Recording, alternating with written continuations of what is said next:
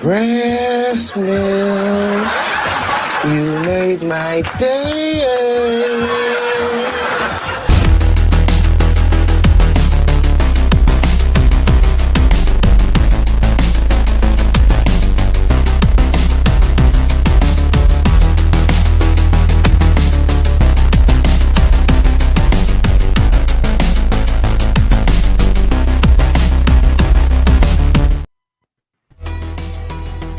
Welcome to World Class Bullshitters, the epitome of pop culture. I'm your host, G.M.P.C, and with me tonight is Big Rig Nick Utown. Yes, glad to be here on this wonderful Thursday night. We have a lot of ridiculous things to talk about, and I'm ready. I'm here for it. Yeah, tonight is a much more ridiculous episode. So, folks, strap in. It's going to be a crazy one. But up next, say hello to American Ramrod coach, Kendo Slice.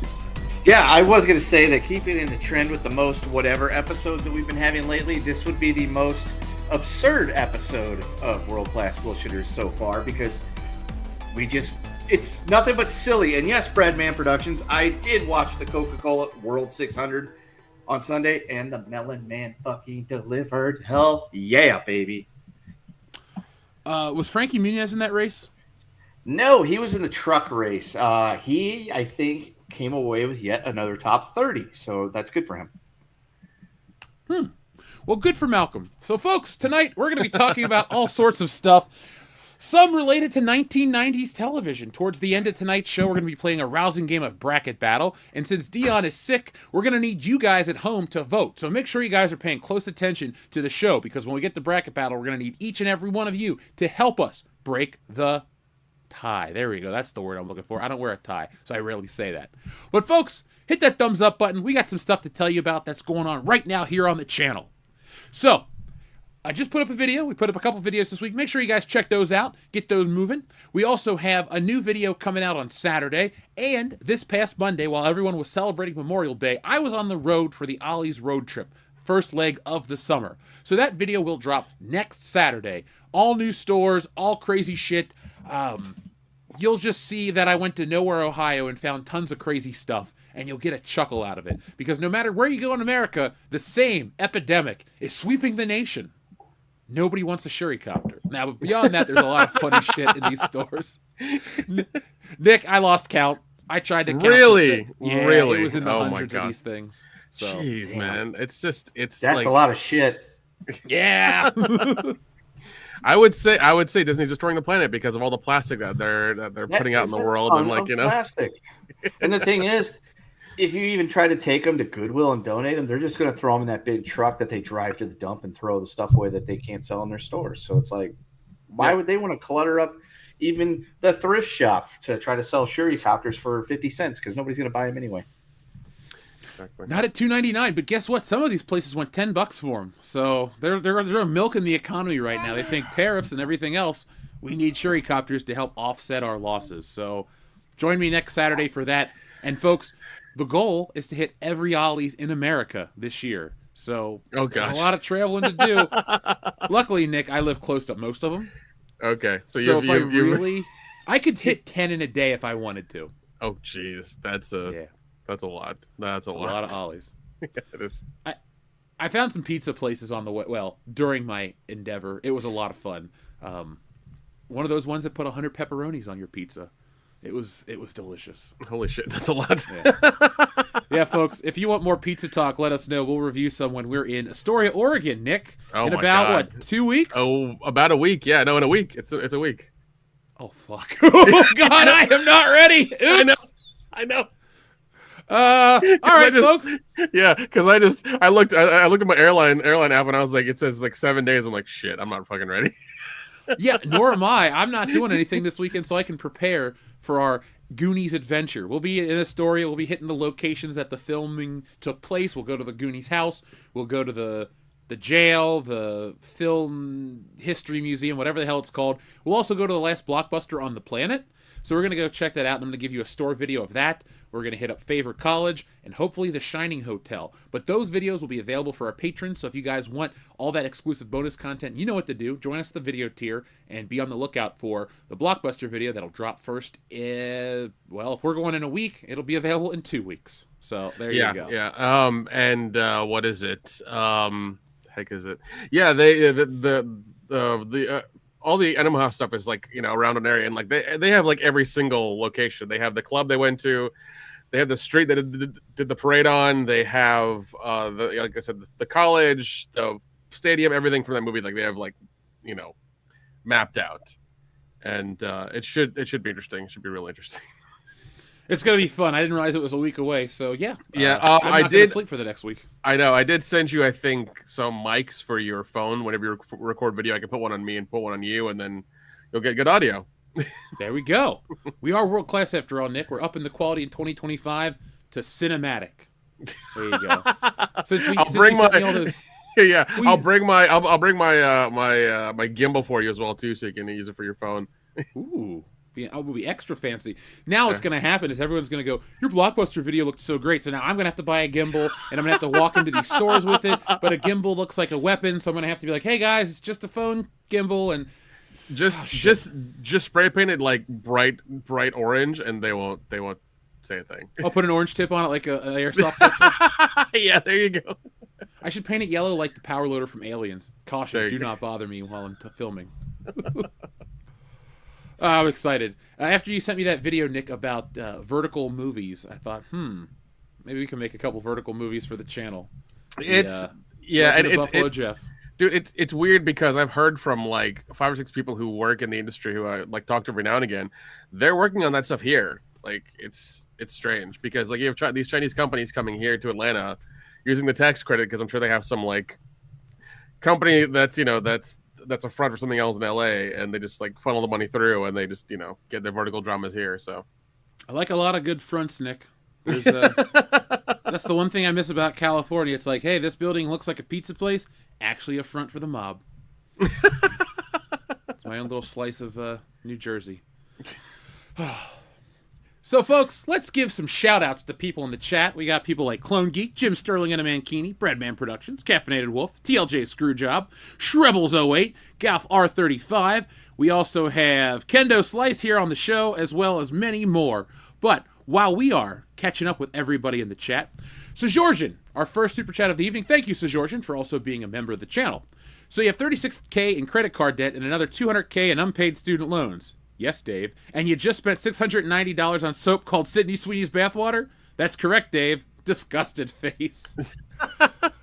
Oh, we're going to talk about that tonight first, folks, because we love Thirsty Thursdays. But for us, Thirsty Thursday means something else. Apparently, the world is so thirsty for Sydney Sweeney's bathwater that you can buy limited edition soap. And I don't even know how to feel about this one. When I got the news this morning, I was like, I know what we're going to make fun of on the show tonight because that's exactly what we do. But we're also going to talk about applesauce on cheeseburgers. I wish Dion wasn't sick because I was going to ask him what his preference is. Chunky or smooth applesauce on his cheeseburgers. Me, I've been reading what professional chefs are saying, and it makes me want to vomit. So, folks, keep watching. We'll get to that soon. And now, folks, we have the word of the day from Shrebbles08. The word of the day is corn dog. Freddy got corn dogged. Hot dog, corn dog. Hot tub corn dog machine. Back to the corn dog. Debbie does corn dog. Fistful of corn dogs. Jurassic corn dog. A corn dog between Sydney's knockers. That is a movie we will never see on this channel. Yeah, I'm not familiar with that movie title. No. What actually is in between Sydney's knockers if we're replacing it with corn dog? Is that an actual brawn joint? I don't know. It might be. Who knows, man? She's kind of like doing her own thing. Even though I remember we reported on a couple of old actresses being mad at her because she looks too good and she's young and virile, and they were just like, "Oh, look at her," and just like, "Yeah, look at her." They're like, she's young and attractive and knows what sells, and she's selling it, and we are old shriveled prunes with no eggs left. If Selma Hayek is jealous, I'm going to be severely upset because Selma Hayek is still like an 11. if I was a betting man, I would say Selma Hayek is furthest from jealous. It's her, Yeah. Elizabeth Hurley, they're just probably like, look, I look fantastic for my age. I look just that good back then. I ain't worried. Selma Hayek looked better then and might be looking better now. Our Facebook group all of our stuff's been growing, folks. So thank you to all the new people who've been joining us. Our Twitter's growing a lot, which is fun because it's monetized now, and the Facebook page is growing. And somebody posted, I guess Selma Hayek did a photo shoot, and Facebook thought it was spam. So I got this notification. It's like, please check the World Class Bullshitters Facebook page for spam posts. I was like, nobody posts spam, and I look at it. It's just Selma Hayek. I'm like, Facebook, you suck. So I approve that fully. So folks, if you want to enjoy your lovely ladies in a sane setting, which isn't, honestly, it's not that weird, join our Facebook page for that and a whole lot more. Get you direct access to us. You can share memes, you can share content that you want us to cover, and have a direct line to what we're talking about on the show each and every week, because I pay attention to what you guys say in our spheres to make sure that we're keeping the show world class. Yeah, I did share the link for my friend's movie, Space Babes from Outer Space. They're doing a limited run of limited run of Blu-rays. So if you want to get a copy, I recommend it highly. I think what your friend needs to do is do a cross promotion with me, where I could come up with a new mini poster or some extra box art, and then the channel can help promote it. The audience will want to get the art. They'll want to watch the movie. I'm just saying, man, I'm game. I might be working on a trading card game. I might be finishing Stealing Solo 2, but I have time for quality art. So, I'll give you his name and you can send him a message. He's a really cool dude. He makes a lot of really weird shit, but in a good way. If I was the type of person that would support independent media, and I'm not, I would totally buy that Blu-ray. Spades again from outer space. It's a fun movie. It's a very fun movie. When we were at one of the horror conventions, I want to say it was maybe Indianapolis. It was Indianapolis. Yeah. It was Indianapolis. When, some of them came in that were from that movie, I was just like, hey, that's so-and-so. That's so-and-so. Nick and I were just like, hey, it's so-and-so. And then when, the lead dude came in from that movie, I just looked at Nick. I was like, that's him? And he's like, yeah. I was like, he's 4'5". How the hell is he in that movie? He looks taller in the movie. And in real life, the dude is like a wee fella. Yeah, and then you saw the blonde chick and you saw the director and then his wife, who also played the blonde chick in the movie, and how they're very mismatched. Yeah. It's like I would have figured you were her younger brother. I would never have been like, hey, that's the guy that you're with. That's cool. I think did we interview them, and we did interview them, and that's when we actually kicked Coach Patrick out of his interview space. Yeah, that's we how interviewed them. Saturday was born, because we learned Saturday. Yeah, because folks, we learned that no matter where you go in the entertainment sphere, if you have a suit on, people will think you're a producer or someone that they need to get your approval. So even actors, especially at a horror convention, that's people true. Walking around in suits, they're like, oh, these must be important people because they're not dressed like an emo in drag. What are you talking about, bro? I got my battle vest on. I got my fucking patches and my pins. I'm ready to go to the VHS stand and blow my whole fucking 401k. Oh my god, dude! The dude in the suit looks like he took a shower this decade, so he probably is not a fan. He's probably a worker. And you wonder why we don't work horror shows anymore. Jeez. Yeah. Because comic and toy shows are much better for our audience. Dude. The horror shows are fun. I enjoy them. They are. But after after Jeff got a taste of the Lexington Toy and Comic Show, you kind of dig it now, right? Why the hell would we go to any other con? We had a line at the table. I sold tons of books. Made some cool friends. We hung out. Lexington's an awesome city. We'll go back next year. I don't know what else to say. And you and I are probably going to go hang out at not Fandom Fest. Dragon Con. Scarefest and Dragon Con. I'm going to be busy this year. Fuck. And now Dion wants to go to that lake in the summer. Folks, I don't know what to do. I got to finish this book, which I will finish, but I kind of want to document this for the channel. Be the fifth bullshitter. Come on these trips with us. Hang out. Join our Patreon for all. Yeah, I'll give you like I said, I'll give you the gimbal and stuff. You can make some proper content and edit it later and things. It'll look all nice and cinematic and stuff. We're fancy. Now, we also owe our friend Shrubbles08 a couple corn dog titles. And I just wanted to give a shout out to some of the corn dog titles like Breadman Productions, The Sound of Corn Dog, 12 Angry Corn Dogs, The Corn Dog File, Lethal Corn Dog. The Social Corn Dog might be my favorite one so far. That's an Axel Braun production, the Social Corn Dog. Yeah. I don't know. This is an Axel Braun picture. Big Corn Dog in Little China. Yeah, that's one too. That's one too. Sisterhood of the Traveling Corn Dog. Corn Dog Millionaire. Sister of the Traveling Corn Dog is very 2025. The Divine Secret of the Yaya Corn Dog Hood. Yeah. That sounds like a weird cult. Black Soylent Corn Dog. I want to do Soylent Corn Dog. It's people! Dude, Soylent Corn Dog is the sequel to Attack of the Killer Burritos. There you go. It's just a green corn dog. It's just really old. You go to a 7-Eleven, it's the last one on the roller grill. You're like, it's a little funky. Oh, dude, Soylent Corn Dog becomes a zombie picture. There you go. Because it's made with brains and you got a taste for them. And yeah, I'm going to puke.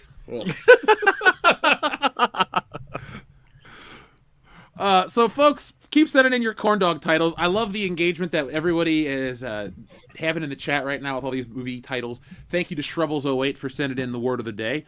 And, folks, let's start with tonight's first topic. Now, let me pull up the proper picture, because everybody loves a nice visual. Nobody wants to look at Frost or any of these other people, ladies. Quote, that's a question.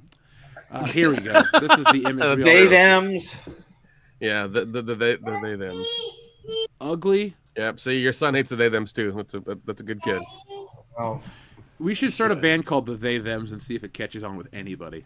It would be just like us screaming and farting on drums and shit. okay. We'll be at first we'll be invited to everything, and then they'll realize who we are and what we're doing. Then we'll be invited to nothing. You know what? That's okay. I'd rather go out with a bang. Yeah. So the woman on the screen right here is the one, the only Sydney Sweeney. You know what? Actually, let's hide our faces so the audience can actually enjoy Sydney Sweeney. There you go. That's better. That's a good call. That's a good call. We'll even take off the chat for a minute. So the woman you see on screen is Sydney Sweeney. If you don't know who she is, well, welcome to 2025. She's one of the internet's favorite actresses because she's talented, she's ambitious, she's busty. That's the reason everybody on the internet big personality. Big personality. She's the reason I sat through Madam Web and didn't walk out of the theater. That, and I was the only one there, so I thought, why not yell at the screen and have a good time? But Sydney Sweeney always catches the eye of the internet because of many, well, two big reasons. And so now, to capitalize on her success and sense of self-awareness, the Sasquatch Soap Company has teamed up with Sydney Sweeney again to create a Sydney Sweeney bathwater soap. Now, at first, when I saw the post, it says Sydney Sweeney is selling her bathwater, and I went, oh, like the OnlyFans chick. And I had a good chuckle, and then I read it a little closer, and I saw that it was going to be a bar of soap. And I thought, well, that's actually really brilliant, because it's less skeevy and equally funny. Now, Nick, you shared this post earlier today, and what were your initial thoughts with that? I was just happy that like she has a sense of humor and she gets it, and then the Dr. Squatch Company gets it as well. And they're like, there are a bunch of horny dudes out there. They have some money. Let's see what we can do. And a sucker was born. Oh yeah. Kendo, your thoughts? Well, I thought it was hilarious as somebody who is a bit of a connoisseur of Dr. Squatch soaps, and I've had lots of them, and I think they get delivered like every 3 months. I thought this was hilarious when they went to the body washes. I think it was Sydney Sweeney that advertised for them, because I remember doom scrolling on Facebook and there's Dr. Squatch with Sydney Sweeney. I'm like, oh, it's got to be an April Fool. No, it's not. It's like February, so it can't be that. I know, that's what I thought. I was excited too. Yeah, and so I knew that she was working with the company, and then I saw this pop up today, and again, I thought this had to have been a gag, but it's the wrong time of the year for that. So I'm like, huh. So then I looked at it, and it's like they're giving away X number of bars of Sydney Sweeney bathwater soap. All you gotta do is open it. Look. And then it goes for a limited time buy. I will not be one of the people that orders that. The only time I've bought any of their limited time silly soaps or whatever was the Ninja Turtle one that showed up, and it smells like tomato and basil, so it smells too much. Yes, Ninja Turtles, very good. it smells enough like stale pizza that I'm like, I'm just going to keep this in the medicine cabinet. I'm not going to use it. I'm just going to keep using my Rainforest Rapids or whatever it is I use. Well, you brought up the Instagram post. Let's share the advertisement that I saw today. It's perfect. Hello, you dirty little boys. Are you interested in my body? Wash? Well, you can't have it. Because this isn't for boys, it's for men. This is Dr. Squatch Natural Body Wash. Let's see my With TV. long-lasting natural aromas like wood barrel bourbon, pine tar, coconut castaway, and fresh falls. You'll finally get the attention you deserve. So go to drsquatch.com today and quit being a dirty little boy. Thanks, Sydney. Yeah. They 100% know their audience. She's in on the gag, so I think that's why it works. It's definitely not. I mean, this one, the bathwater thing, if this actually supposedly her bathwater, but it could just be from that commercial or something like that, because I know their soap is like made with water that's cold pressed or something. I don't know. The commercial with the dude that looks like my friend Lunchbox from like 20 years ago throwing the fucking plates that I really want to punch that guy's face. That's, I think, how they make the soap, so it could be that way. But either way, I get it. I think it's hilarious. I'm not going to spend money on Sydney Sweeney bathwater soap just because I'm not that desperate and weird. But I think it's perfect. They are marketing exactly how they know how. They know their audience, and they know who's buying their shit, with the exception of, people like me and Pete are normal. Yeah. hope. I'm looking at the site, what is it? On the front, there's a thing that's new and extremely limited edition, Sydney Sweeney's Bathwater Bliss. Enter for a chance to win the only brick made with Sydney Sweeney's very own bathwater. How much are they charging? Well, okay. You can enter to win. You can enter to win to win that one because it's limited. But the drop happens June 6th, and you can buy it for like $8. So yeah.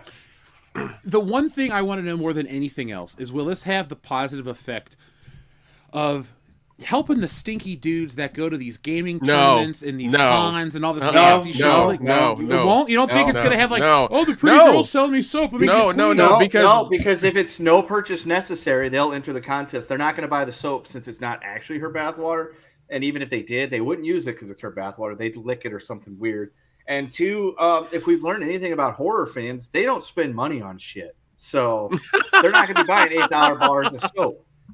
If it's no purchase necessary, when I go to do my re-up, I might throw a thing in there for a thing. Because if I win it, I'm literally just going to post on the internet, look, I won Sydney Sweeney's actual bathwater soap. Because I'm not weird. You were going to find her, just have her sign it. Yeah, you're going to have so many horny dudes being like, I want it now, Kendo. And that's when I would be like, okay, the bidding opens at $5,000. Do I hear $7,500? You'll have to put that money into our WCBS vacation fund. Chalet. If it makes enough, it's going into the Kendo Offshore Cayman Island bank account fund. Daddy.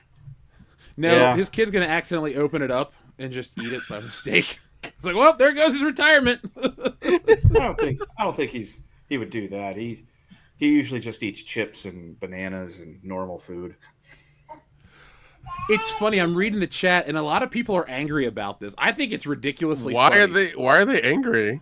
I don't know. I think it's stupid, but I think it's funny because it's like, okay, it's a sales tactic. It's like Axe and Bodman spray and all those other generic ass soaps for dudes. It's like, oh yeah, if you wear Axe, you're gonna get people to talk to you. It's like, no, if you wear Axe, people are gonna tell you to calm down. Like, remember back in the day, people would wear Axe but not shower.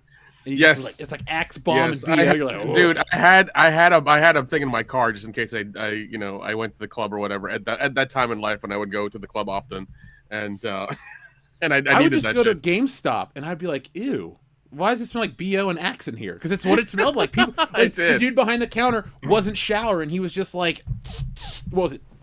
And across the body was how they told you to do it. Yeah. Under the arms and across the body. Yeah, that's what it was. Yeah. And now they got that Mando deodorant spray. I feel like we live in a world where they're doing everything to keep people from smelling like ass, but telling them to shower. Like that's the one thing. Like, I wish the government would make a commercial that's it's 10 o'clock. Do you know how to shower? And then the commercial just ends. Like, oh, okay. Or like a fucking ad on Facebook. It's 10 o'clock. Please shower. Jeff, when you are knee deep in some kind of, RPG and you've only ate half of your bag of Cheetos and you've drinking your energy drinks, it's like 10:30 in the evening and you still have like 5 hours of instances. Shut up. 5 hours of instances to run. Showering just takes up too much time. You just can't do that. So we just spray deodorant on or, go all natural. I have a brilliant idea. Human car wash. Okay, human car wash. That's what it is. We spray them down so hard they can stay dressed. They come in their in their swimsuit or whatever, and they just put them on a conveyor belt through some brushes and some soaps and whatever else, and you have little add-ons for stuff so you can make money on it. You have a charter subscription service and everything, and everybody, Nick, gets a free undercarriage spray because that's the part we're saving everybody in society. Like some poor guy is underneath in like a fucking mask with a power washer, and he's just like he prays to God every time he opens the fucking floodgates. He's like, something's gonna splash back on me. He has one of those fucking hazmat suits on. Yeah. Greetings, Earthling. My name is Darth Vader. Yeah, that's what I want. That's $1 million idea. Just have all these nerds have a subscription service for the fucking Nick. Let's go to the cons. Let's do a food truck, but it's a power wash station for. It's like you're gonna meet Austin St. John and Amy Jo Johnston at this convention. Let us make sure that you stand out in a positive way. You show up soaking wet, but you're nice and fresh. We'll even throw in like a spot buff for your teeth. A spot buff for your teeth. I'm honestly surprised that there isn't somebody at these conventions selling deodorant for $1. In all honesty, or a couple of bucks. You know what? I'm gonna do that at the next con. We're gonna go. I'm not gonna take any books or anything. We're just gonna take a table with our WCBS banner, and it's just gonna be deodorant. Here's what you do: is you go and you get a bunch of Fresh Falls or one of the blue Squatch soaps, and then you just make a sticker that you put over that says Sydney Sweeney's bathwater, and you sell it for $10. You buy them at Walmart for $5, a sticker for $1, $6. That's your overhead. Sell them for $10. And to protect ourselves legally, we intentionally spell her name incorrectly. Yes. There you go. There you go. Exactly. Ew. Amaranth sold her yeast beer? What? Yeah. There's a lot of weird things out there. You just Who the hell is Amaranth? I think she's a porn star. Oh, well. It's weird. We are on the internet. We've been on here for a decade. I don't pay attention to half of these people on the internet. Like, I saw some video the other day about Linkara, and I'm like, oh, I remember him from like 15 years ago. But I don't give a shit. They're not that interesting. Yeah. I did see a comment earlier in the chat, though, that I want to shout out. Is Dion going to sell the Switch bathwater? And I was like lost in it. That would be hilarious. First of all, you guys ain't buying it. Even if we did it, you guys ain't buying it. So we'd have to do like a pre-buy. We have to do like a pre-buy or something. Yeah. Shout out to Script Doctor in the chat. He says, unless Sydney Sweeney's bathwater can be used to exfoliate my skin to look as good as hers, then there's no point in buying it. That's fair. Well, it is. I believe it's going to be medium grit, so it should do a little bit of exfoliating. Yeah, it does. It does. It did say medium grit on it. Oh, good. They don't use microplastics on that, do they? I don't think I so. don't believe so. I saw somebody complaining about some bath beads and toothpaste the other day, and I'm just like, valid complaint, I guess, but I'm not going to engage with you, and I just kept scrolling. Sure. Dion would look great advertising his own Switch bathwater. This is the bathwater that my kid dropped his Nintendo Switch in for the second time, and that's why I'm selling it to you to make the money back, so we can buy a Switch 2 and not have to mortgage our house. Oh God, the Switch 2. Like every day I hear more and more crap about it. It's hilarious. I'm not interested, man. I'm enjoying my Xbox, and I bought RoboCop, so I'll eventually play that. It was $7, Nick. That's good. That's good. I should not have gotten it like a day of. I'm waiting for Doom to go down, and then I'll get that too. Have you heard it's kind of flopping? Is what I'm hearing. Like in the news. Really? Yeah. Let me pull up the actual information so I don't go talking out my ass. But I love the game personally. I've been seeing a lot of people. Oh, okay. Here we go. Doom: The Dark Ages has reportedly sold less than 1 million copies. Out of the 3 million players Bethesda bragged about last week, 2.2 million are said to be playing through Xbox Game Pass. That is me. Yeah, that's one of those that's on Game Pass. I saw that the other day. I'm like, so this is like a big, huge franchise game, and you have it on Game Pass. That's a bit of a risk. I don't see you making a whole bunch of money off of that. Yeah, Well- I think I have Game Pass. I need to check. Yeah. How do you not know if you don't have Game Pass, Nick? It costs $20 a month. It's my most expensive streaming service. I don't think he ever gets on there because I almost never see Nick on Xbox. Yeah, I've been busy the last month or so it's been a little bit difficult to play games and things. So Busy my ass. That's none of my business what he's been doing. But I am one of the green people in the 2.20 million of I this am also one of game's those players. people. And It's- Nick might be one of those people. He doesn't know. yeah, I have to check and figure it out. I'm just kind of sad that it's not doing too well because I think it's a genuinely good game. It kicks ass. That I'm mech sure it battle is because I mean, episode- like it's just Oh, it's Doom. You're just killing demons forever, and that's fun. Like that's great. You know. Yeah. I didn't play the last one, I don't think. it's trying to fun. remember. Yeah, the last one's Doom fun Eternal. too. Yeah, I did not play that one.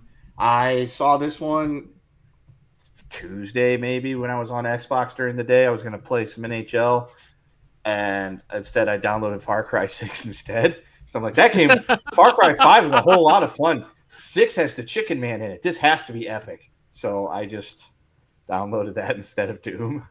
I turned that game off. I did not like it at all.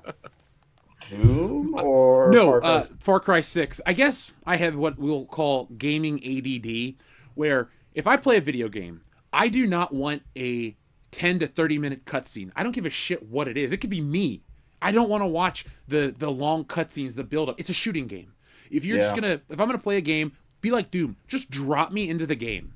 I tried this game on Xbox. It was like a Black Panther ripoff. It's like Abzul or something like that, where you're some fictional African guy and you talk to the spirit realm. And the game is actually a lot of fun, but it had this really, really stupid cutscene that I had to watch. And you have to go to this character and talk, and they have to tell you about the father. I miss when the games had a manual and it told you the whole story and everything you needed to know, and then you just started playing. Or if you didn't read the manual, you're just like, what the hell am I doing? Okay, you run to the right and you jump over shit. Easy as said. You keep figuring it out until you get it. I feel like that's where the cost of gaming comes from these days. Everyone's like, oh, gaming's so expensive. We have to justify $80 games. No, you don't. Kiss my ass. No, they went and got Giancarlo Esposito, so they're like, we have to make this cinema because he's, such a well-known, respected actor. It's like, no, you don't. He was on Breaking Bad and Better Call Saul. We loved him on there. I don't need that in my video game. So maybe I won't play Far Cry 6. I'll just go get Doom Dark Ages and let that download overnight. Dude, the chainsaw shield is the coolest weapon I've seen in a video game. Like, you throw it like you're Captain America, it continues to cut him up, and then it comes back. You can use it as a grappling hook like you're playing Rygar on the NES. It's That's awesome. It really is something. And the cutscenes that are in the game are like 2 to 3 minutes long, and they just tell you what you need to do. It's like, oh, the Doomslayer has come to save us, and it shows him like power himself up into a giant mech suit, and then it's the greatest level of a video game I've ever played. So, Sold. Well, not sold. I'm going to download it for free on Game Pass. yeah, you text me and tell me that I was right, that you enjoy it. And if you don't, don't tell me. I'll find out later if I have Game Pass or not. Yeah, it's definitely gonna hold this show up, Nick, if we don't know if you have Game Pass. Like the chat, Clone Geek's gonna message us in a week. Does Nick have Game Pass? Everyone's gonna ask that from now on the show. Folks, you have to tune into next week's episode so we can find out whether or not, Nick has Game Pass. So stay tuned for the thrilling conclusion of this two-parter. Does Nick have Game Pass? And Nick, if you find out while you're on the air, don't tell us. Make us wait. I want the anticipation. I want to be excited. Okay. Wait, aren't we in Oregon next week? Yeah, we are. Oh shit! Hey. You're gonna have to wait 2 weeks, folks. You're gonna get a pre-recorded episode. You know what we do? Here's what we do, Jeff. As soon as this show is over, Nick will go and check his Xbox. We'll record him telling us that, and then you'll just upload this next week to go live at 8:30, and it's literally just, hey, welcome to part 2. Nick, do you have Game Pass? And then he answers the question. All right, good night, folks. We'll see you next week. Yep, Phil Flarn. That's it. It just ends like that. Oh, So I'm glad we transitioned from the Sydney Sweeney bathwater saga into Doom: The Dark Ages. And Nick's, Game Pass. Does he have it? Does he not? You'll never know, or maybe you will. Who knows? Find Yeah. out next time on Dragon Ball Z. Jeez. That's what I want to know. 47 episodes later, he's Yeah. still trying to Super Saiyan. Yeah, you're not lying. It's like, hey, it's been 6 months of me watching the show. He's still on Snake Way. It better be good when he gets to Earth. Joke's on us. It's awesome. It's over 9,000, but geez, that show loves to take forever. Why I never got into Dragon Balls or really any other anime. I was 11 years old when that show got big in America, and it was awesome. Rock music, fighting, blood. It had it all that a kid wanted.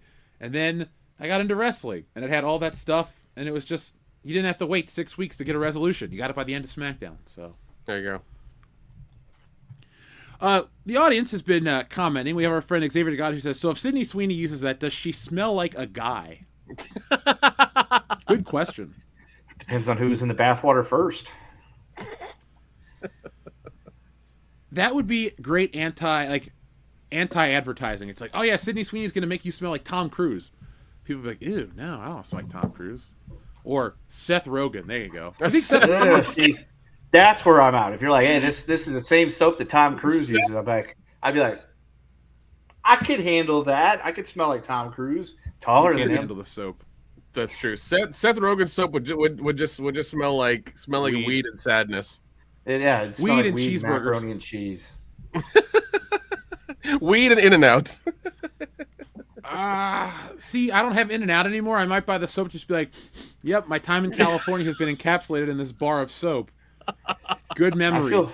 I feel bad that you don't have In-N-Out, so to make up for that, I'll go there tomorrow and get a cheeseburger. Enjoy it. I had Skyline. You like that. Yeah, I know, but that doesn't have the same appeal to me as like In-N-Out. If you're like Skyline chili, like In-N-Out burger. I feel You like have I feel Whataburger like in... I feel like There In-N-Out. is, I think In-N-Out is coming to Tennessee. Yeah, It they might are. be. They're putting their headquarters there. Yeah. Oh wow. I wonder there- why. There is one Whataburger in Vegas. It is at the Waldorf Astoria Hotel. Is that where course King it is. Jofi Joe Fur stays? Maybe. I don't know. But if you drive down the strip, you do see it. It's like big on the outside. You can see the big Whataburger sound. And now that I know that with my driver's license being in state, I can park for 3 hours free at all the hotels on the strip, I might go down there and get me a Whataburger. Or I just might wait a week and a half until I'm driving back to Camp Kendo, and I can stop at multiple Whataburgers throughout New Mexico, Texas, and Oklahoma, and Southwest Missouri. Enjoy your cheeseburger. I didn't like Whataburger as much. I will. I am upset because I looked at my Whataburger app the other day because it says our app is new, and I had like 3,000 points. Now I have 0 because they expire after a year if you don't use them. That's bullshit. That's It is. So I was very unhappy. I'm like, damn it. I got a little bit of Lost all my shot for you points. right now. Yeah. I was saving it up to get because I think at like 4,000 or 5,000 points, you get like $25 off from the Whataburger store. And I wanted to get myself the Whataburger logo. And it says dad. So it's like, what a dad. I wanted to get myself that to wear on Father's Day. Well, And, joke's on you, Kendo. You're paying full price. If you Clearly, want if I Dad- really want it, I will. So Yeah, I was about to say, if you're traveling from Vegas to Camp Kendo, you can just keep getting Whataburger and scanning your stuff, and you might eventually get those points. So number one, when I was driving from the res to Camp Kendo, that's what I did. I was eating Whataburger 3 or 4 times there and back. Like it was leave the res, stop in Albuquerque, get breakfast, stop in Amarillo, get lunch, stop in someplace in Oklahoma and get second lunch, and then get dinner when I got to Joplin, and then the next morning, hey, we're gonna get breakfast in Springfield. It was awesome. nice. Were the Simpsons there? Did you get a blubber nugget? They don't live in that Flaming Moe? Springfield. Oh, okay. So, Xavier the Guy has a question for us, a rousing question. You guys prefer Doom Guy or Doom Slayer? He's always Doom Guy to me. Yeah, Doom Guy. Yeah, Doom Guy. Yeah. And that was not It's- a very arousing question. I felt no movement. Speak for yourself. I don't call any video game characters by their second names. Like, it's still King Koopa and Princess Toadstool in my mind, not Princess Peach and Bowser. Right. Like, I'm old Nintendo. Xavier to God also says it's actually over 8,000, but then again, 9,000 is over 8,000. Yeah. Oh, that's for this other dub, Xavier to God. The original American dub was it's over 9,000. What 9,000? And it was a meme. Like when I was in college, that was. Yeah, internet memes back then were much different than they are today. Instead of just some dude behind a tree rubbing his hands together, it was like full videos and shit. You remember that? And they lasted more than a week. Yeah, Yeah, that's memes why some of them are still applicable today. I didn't realize that the Rickroll would become a part of popular culture. Like, it was great when it was new, and I used to love to get Rickrolled. I'll never forget. Yeah. I downloaded this file that I thought was the opening from The Dark Knight that you could screen record if you went and saw I Am Legend. I was like, cool, I want to watch this again. That was a pretty cool scene. And I downloaded it. It's I was like, fuck, I got Rickrolled. And I loved it so much. That's fucking terrible. Cheers. You know, the best Rickroll was when Rick Astley did the Macy's Thanksgiving Day Parade, and he Rickrolled the world.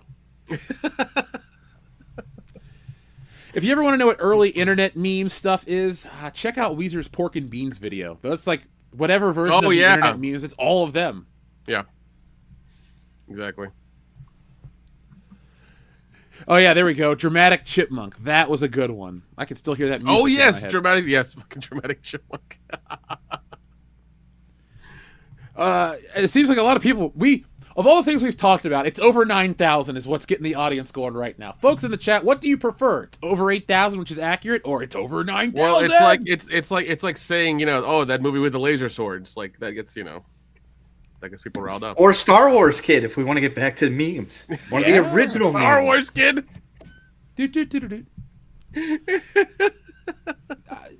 That kid was so famous. I think he made it into Family Guy or South Park. One of those shows. He made it into both, I think. Both, because South Park had an entire episode. Yeah, I'm telling the story. From like 15, 16, it's an old episode now by this standard, where they pretty much just talked about every meme from the early days of memery in the internet, with the Butters doing his what in the button, them trying to get money off the internet. And all those memes are there. The Chocolate Rain guy, the Chipmunk, Chocolate Rain. I hated Hi-Ho guy, Star Wars. Oh, the Numa Numa. Yeah. There's all sorts of, that was a great episode. And then the meme people all try to get their money from the internet. It doesn't work, and they end up killing each other in a massive brawl. I think we should make a Battle Royale style film where all the internet influencers are dropped on an... fuck this. I'm going to write this down as a comic book idea. Yeah. There you go. Do it. Do it. I literally am right now. While I'm writing this down, talk about YouTube poops. You guys ever watch those? YouTube what? No. Poops. No. No. I used to watch the King of the Hill one all the time about Bobby Hill. Oh, it's the Quiz Bowl episode. But that's the worst YouTube poop ever. I loved it. See, folks, it sucks when you get inspiration while you're on the air. Yeah, I'm not familiar with YouTube poops at all. I don't remember. I think I remember kind of hearing about it, but I don't remember what it is. You remember You're the Man Now, Dog? That was an old website. Oh, God. No, but I remember somethhingrotten.com. Or was it something Oh, geez. No, somethingawful.com and rotten.com. Mm-hmm. Yeah. Don't need to go there. Yeah. And shit, what was the other one? It was the website you go to for all the Flash games. Something Newgrounds. Newgrounds. Yeah. God, Yeah, dude. I infected a lot of family computers with that and porn. I cannot begin to tell I don't you even what's want to ask the on questions of Newgrounds. why you're on your grandma's computer infecting it with porn, Nick. That's for Patreon. That's for another time. Folks, if you want to know how Nick infected 17 computers, actually it's over 9,000 at this point, computers with pornography, well, join us over on Patreon. $1 a month can get you access, but $5 gets you a whole lot more. Yeah, I infected so many computers, I had to learn how to fix them. A skill you don't use to this day. Well, actually, I do use them a lot to fix a lot of crap I have. So, Overkill 161 says, back in my day, all memes were motivational. Both were motivational poster format, and we had to hike 5 miles in the snow to get them from the printer, and we liked it. That's good. In my shit. day, we didn't have memes. It was just, there was no, internet was there. We used it for educational purposes, like indexes and library shit, and Yeah. you couldn't watch videos on it in the early day. I'm sorry, hold on. Clone Geek. Nick's grandma had a poor...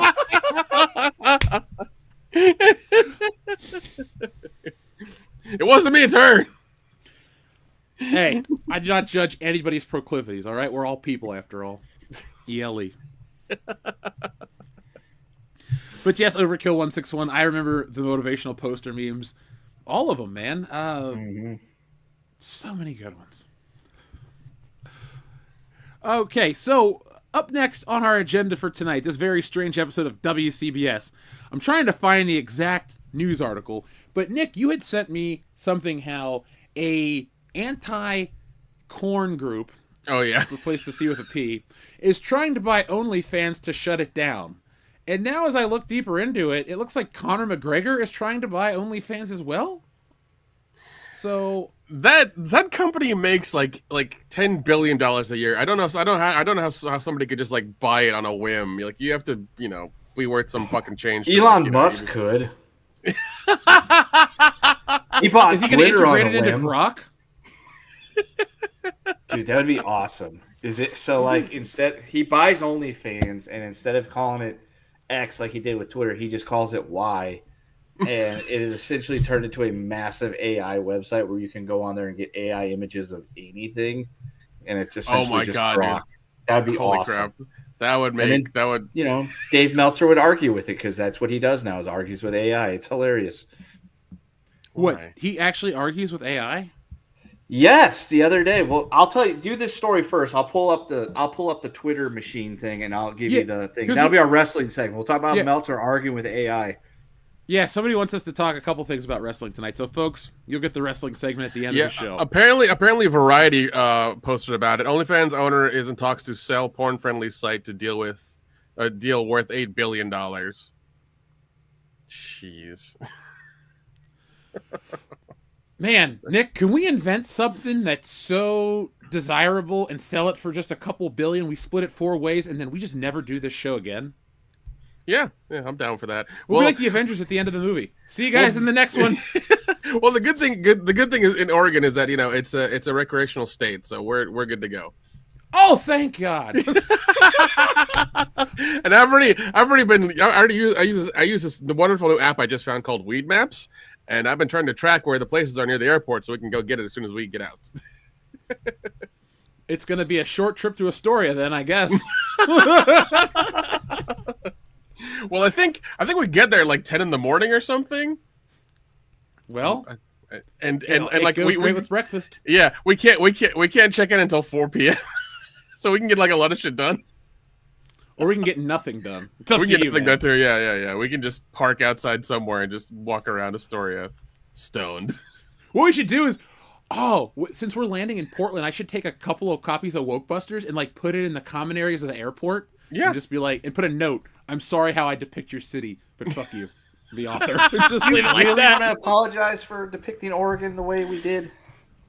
No, I'm pretty proud of it. I'm proud of Wokebusters in general. It's funny. Yeah. It doesn't have the sales figures of Stealing Solo, but I get like fan mail for that book more than anything else. So to all the people out there that keep sending me messages, thank you. I don't know if there's the crossover with the podcast or how that works, but I'm glad you guys like Wokebusters so much. And if we keep getting positive demand and we sell out of the print run by the end of the year, then I'll make you guys a sequel.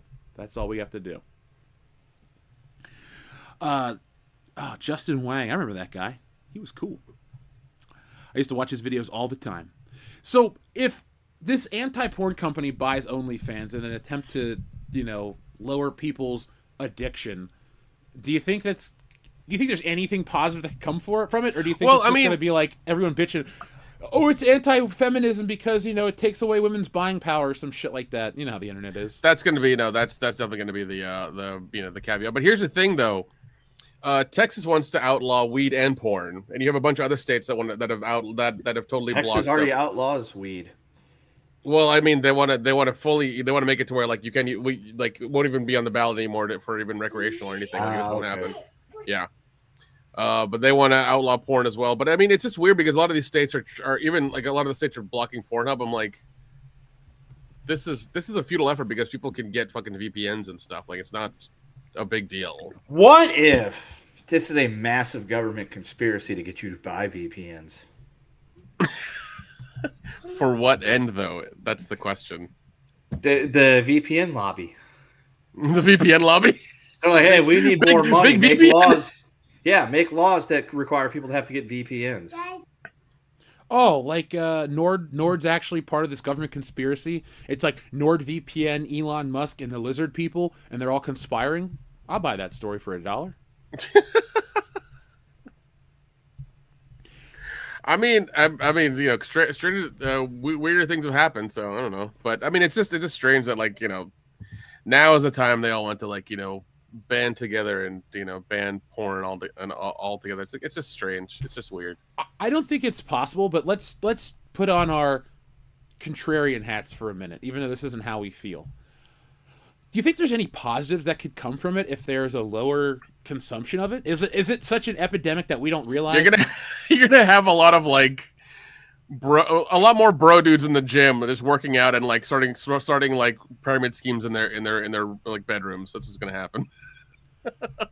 I mean, I like to live above the law, but like if you and I could start more businesses that it's like, this old issue of Heavy Metal magazine has tits in it, and I could sell it for $10,000.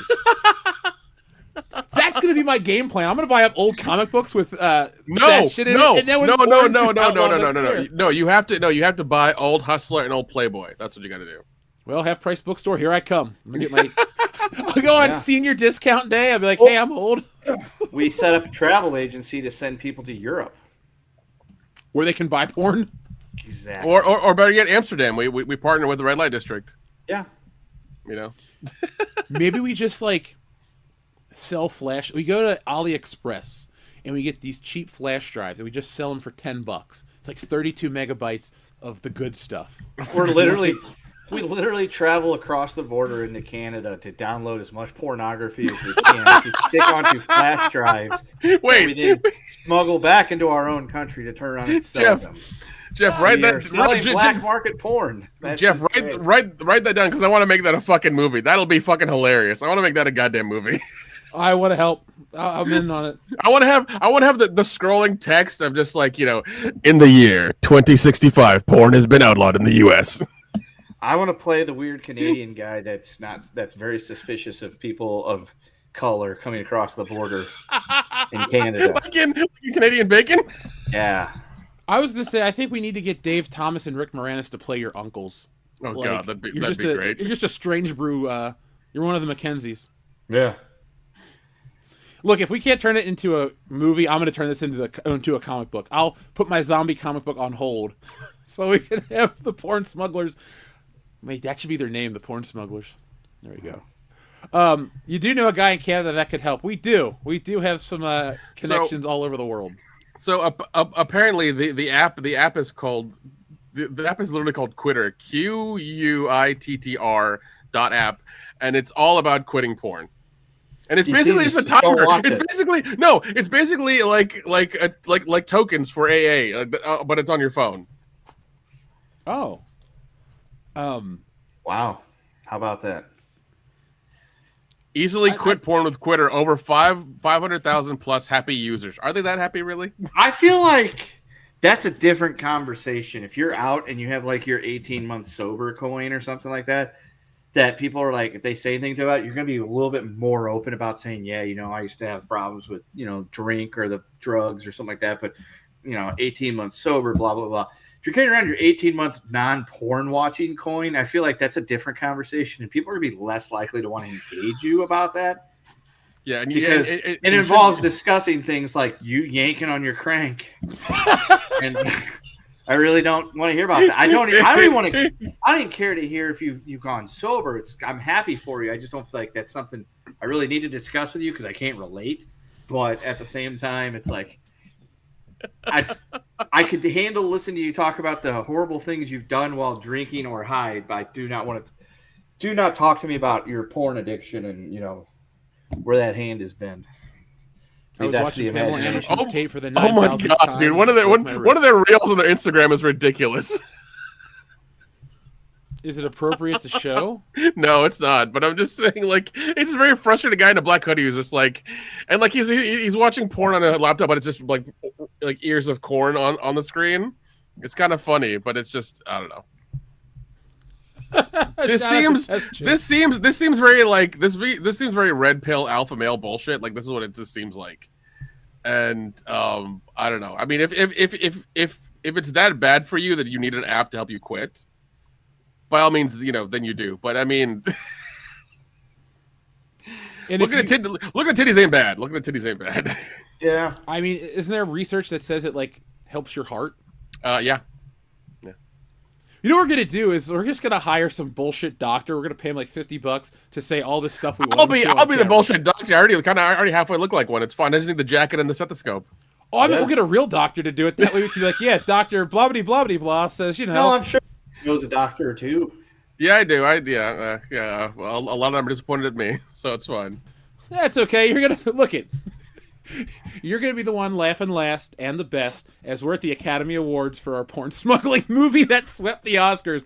Best Original Script, Best Actress in a Leading Role, Sydney Sweeney, and Best Special Effects. We're getting ILM to do the car chase. I'm about to say, I was like, why do we need ILM for that? Are they doing the weird Matrix like jizz shots? What's going on, Jeff?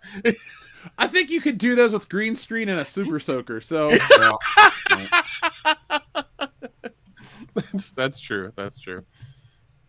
Oh god. But yeah, the Quitter app. Apparently, yeah, 500,000 downloads and whatever like equates to $8 billion of market value because they want to buy it and just shut OnlyFans down. It's like cool, but like I don't know. I feel like you're going after the wrong thing because like. I can tell you that every girl's like, oh, I'm going to turn to OnlyFans. That's how I'm going to get rich. But I cannot think that every person on there is raking in the jack. They're not. It's like you're depraving yourself on the internet for like $20 a month. Yeah, I think more likely than not is that a lot of these females will do it for a week and then realize that it actually requires fucking work to do. You have to constantly keep up with everything. And that they quit, or that like they've done like 18 videos on there, and they're all on there because they don't ever leave the platform because once you upload them, you don't own them anymore. That anybody can just go buy them and find them. So, yep. It's such a weird time to be alive. Like if you would have told me 10 years ago how the world would be, I wouldn't believe it at all. I wouldn't believe half this shit. Yeah, it's crazy. Let's see. Quitter as an app is dumb. Our entire culture is about how important it is to not be a quitter. I agree. Except quitting smoking. I think I'm okay with that one. Imagine what you're smoking, though. You're smoking brisket, it's fine. Dude, brisket's amazing. It is. We should find some Portland barbecue or some Oregon barbecue joints. That requires meat and testosterone, Jeff. There's none there in Oregon. Fuck, that's true. Oh, we're going to the limpest state in America. There's plenty of meat handling going on in Oregon. I guarantee it. Is it the type that you want to dine on? I don't think that's going to be. I feel like they have the cuck chair on their flag in Oregon. Like that's what I feel like Oregon is. Like, wait, what's a cuck chair? You don't know what the cuck chair is? Is it the chair that the cuck sits in? Yes. Oh, I didn't know if it was like a specific chair, like there's a specific no, Jeff. We've been in a hotel room where like there's the bed and then there's the chair next to the bed. Yeah, that's the cuck chair. That's the cuck chair. Yeah. That's not one of my interests, so I don't know the ins and outs of the cuck furniture world. My cousin owns a furniture store. I'm going to ask him if he carries cuck chairs at Christmas. Should. So, yo, how much do you sell cuck chairs for? Cuck chairs? Ooh. Wait, hold on. If you get a bedroom set, do you get like the cuck chair half off? Like, how does that work? I guess it depends on how much furniture you're buying for that bedroom. I'm sorry, chat, that I don't know the ins and outs of cuckoldry furniture and upholstery, but I'm learning. Every week is a learning experience here on WCBS. I'm just familiar with. I learned about cuck chair when David Hogg got made the DNC vice chair or something like that. And Oh, they referred yeah. to him as the DNC cuck chair because apparently he was in an open relationship with his girlfriend, meaning yeah. So that's how I learned about that. So that was only like 2 months ago, Jeff. So don't worry. I only recently found out what that means too. Man, I go away to make a comic book and fulfill it and everything, and the whole world's changed. Dogs and cats living together in mass hysteria. Yeah. Thank you, Elizabeth. I'm glad you learned everything or something new from us each and every week. Our goal is to become, I believe it's 501(c) status, so we can be tax exempt. Yep. And WCBS will be an educational endeavor. I mean, in all honesty, we could probably become a church, and then these could be our sermons every week. Yeah. Yeah. You know, I wouldn't be above it. There are many different crazy things out there. Why not us? Well, yeah. Well, we could have our very own Sermon on the Mount, if so to speak, about the cuck chair and how it came to prominence. Yeah. Make sure we put cuck chairs in our porn smuggler comic book, Nick. The logo's just PS, and it's like, I don't want to do any more stories with us, but I feel like that's the perfect story to end it on with us is the porn. You know, it'd be funny if Netflix is like, you know what, we like these stories. We're just going to buy your entire back catalog. It's like, okay, now they're going to make Netflix shows based on us. So who's going to play us? You know, Kumail Nanjiani's going to play Ken or Nick. Kendo will be played by Theo Vaughn. Kumail Nanjiani is like 10 years older than me and 100 pounds lighter. That's okay. It's acting, Nick. So, he can act masculine. That's true. He can't be masculine. So here is the actual AI that tells me what a cuck chair is. Oh my god, I want to hear this. According to Google AI, the term cuck chair is internet slang that refers to a chair often found in hotel rooms that faces a bed. The origin is derived from cuckold, which refers to a man whose wife is unfaithful, and chair, alluding to the idea of the cuckold sitting and watching his partner with another person. I would say that first part is a little weird. The thing about openly wanting to watch your wife do that's what makes you a cuck, not getting run around on by runaround Sue, because sometimes you don't know. Let's see. Usage, it's primarily used as internet slang and in memes, often jokingly or ironically to refer to a chair position in such a way that someone could watch a sexual encounter, especially one involving infidelity. The connotation, the term carries a strong, often negative connotation related to infidelity, humiliation, and sexual cuckoldry. Yeah, well, what's there to be proud about to sit there and watch your wife get railed by some fucking dude? I mean, I will make fun of you all day for that one. Didn't that one jackass Destiny, wasn't that his thing? He had an open relationship with a girl and like he divorced her or something. That jackass. I don't know because I never say this, but the dudes that are into that, I like severely lack respect for them. I'm like, what the fuck, man? Like, no, same. But it always seems to be the same dude. It's always like the typical like guy, like it's almost a typical like skinny little nerd dude who's into that. It's very strange. So maybe I'll tell a story on Patreon one day about something in regards to this. It's pretty. I'll tell you guys off air, and you can tell me if it should be on Patreon. Because it's pretty funny if you ask me. Why not? Let's see. The audience has been sending in a couple of messages. Our friend Shrebbles08 says, I'll take a message and another one, please. Of course, we haven't pressed another one in quite a while. I need some water. So let's get you a message right here. Message!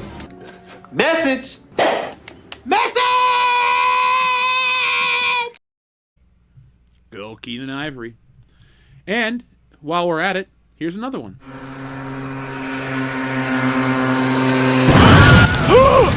Another one.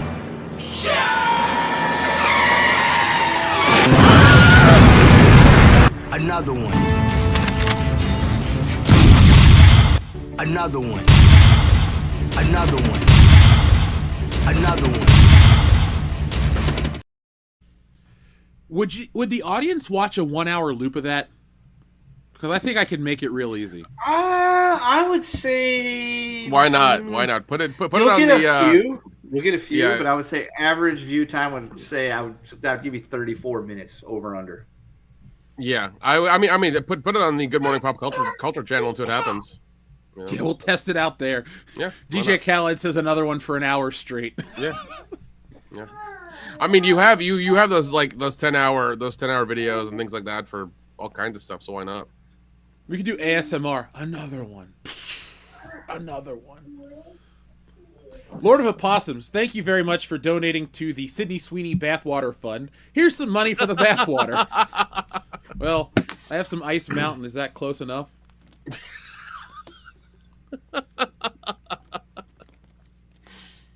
By the way, Nick, you are blowing my mind that next week is Portland. Jesus Yeah, I know. Christ. I looked at myself to make sure, and I was just like, "Holy shit, it's next week!" Like it's yeah. I'm not prepared either, but it's gonna be fun. It's gonna be fun. I bought a plane ticket. That's it. I bought a plane ticket months ago. Yeah, I know. We both did. So, since our friend Lord of Opossums generously donated, let's give him a button, shall we? Let's see. Here's a good and bad one. Sometimes you feel like a nut. Sometimes you don't. Sorry. Wait, where's another one at? Oh yeah, we haven't played this one in a while. Put a chick in it, make her gay. That was best South Park in a long time. So, let's check in with the show notes right here. We've talked about that. Oh, okay. So we're moving quite along quickly tonight, folks. As soon as Kendo gets back, we'll start talking about this next topic because Kendo is a cheeseburger aficionado, only rivaled by the one and only Jim Cornette. I mean, if we're waiting for him, we can always talk about the numbers of Mission Impossible and Lilo and Stitch. Oh, absolutely. Let me read this message from Xavier to God. Would you rather be a simp or a cuck? Neither. I think a bullet can cure that. Yeah. Like, I'm glad Dion's not here to make excuses for any of these people this week, because he'd be like, well, no, I don't. Not at all.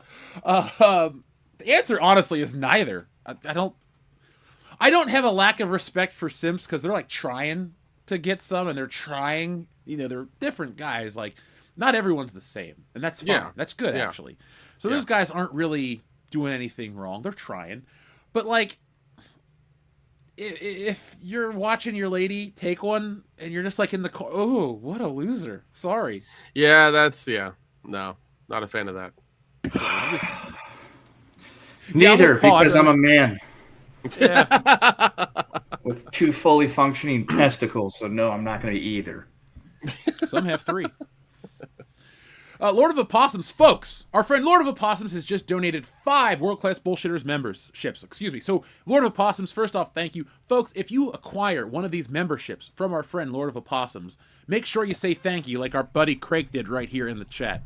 We want to keep this thing going strong here on the channel. You guys are awesome, and we're doing this all together. As well as P-Dubs. So, I'm liking the respect out there in the chat. So, Nick, we'll take a minute before we start talking about cheeseburgers fried in baby oil and slathered in applesauce. What are we looking at numbers-wise? Because we didn't play our box office guessing game for Lilo and Stitch or Mission Impossible, but they were both. Yeah. So they both were all during this long weekend. Mission Impossible's domestic box office is 91 million. Lilo and Stitch domestic box office 207. Woo! Woohoo! 207, goddamn! Yeah, but here's the thing: I've heard a lot of people say that the Lilo and Stitch live action is missing a lot of key moments. And I've heard the same thing. They're not very happy, and I think we're going to see a 60+% downturn next weekend. And I feel like Mission Impossible is just keep gonna going up steadily, even though it's 3 hours fucking long. It's funny that you bring that up. My friend's wife is a huge Lilo and Stitch fan. Like, if you go over to their place, she's got, like, a Stitch cookie jar. She's got, like, little trinkets and knickknacks of the character just all over the apartment.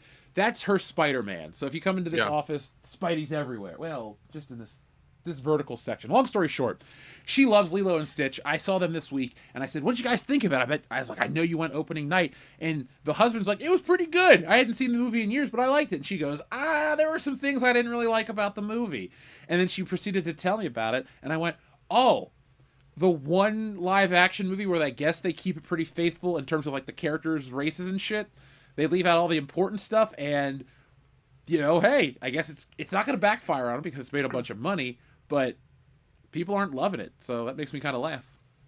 Yeah, it's going to be interesting to see if all that backlash turns into people not watching it this next weekend, because 207 is not Not, Have not, we had not, a bigger domestic opening weekend this year? Isn't that the biggest we've had in years? I think so. Yeah, I think it's the biggest one we've had. Yeah, in quite a while. Yeah, it definitely wasn't Snow White. That was not a winner. But did Captain America do better? No. Than that, or then I would say Lilo and Stitch is probably our winner for the year in opening weekends. Dude, Captain America was. Let's Let's see. The only thing it did is it topped the box office for 3 opening weekends, but that doesn't mean it's, holding the record for anything. Let's see. I'm trying to find... I got, release dates and grosses, but, Minecraft is still the #1 movie of the year with $422 million. Sinners is coming in at number 2 with 260, but Lilo and Stitch in a single weekend is at 207. Yep. Captain America, its entire domestic run is at 200. So... Jeez. Wait, Mufasa the Lion King already came out? No, that's last year. I'm about to say, I was like, there's no way. Final Destination. Well, Final Destination not doing too bad. Yeah, 99 mil for a movie like that? Yeah. I have watched every Final Destination over the last week. I have watched every Mission Impossible over the last week. Hey, Hermano. I'll tell you this, though. I was at dinner the other night, and we were sitting under a chandelier, and I kept looking up at it. I'm like, I've been watching way too much Final Destination. I'm like, if this thing falls, fuck. Yeah. Oh, by the way, when Kittredge is talking to that one blonde chick about I had to deal with your mom, he's talking about Max in part 1. Oh, Vanessa Kirby. Yep. A.K.A. Sue Storm of the Fantastic Four. Yeah, because he mentions to her, I think it was in final. No, it was Dead Reckoning 1.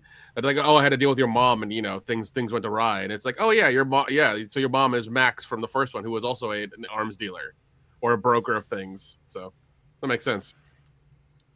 Now, was that the only one she was in? Wasn't she also in Fallout? Yeah. She came up in Fallout, and then went to Dead Reckoning. So. As much as I enjoy those movies, they really blend together after part 4. They're just like, which they one really is do. Which? Because they're all the same.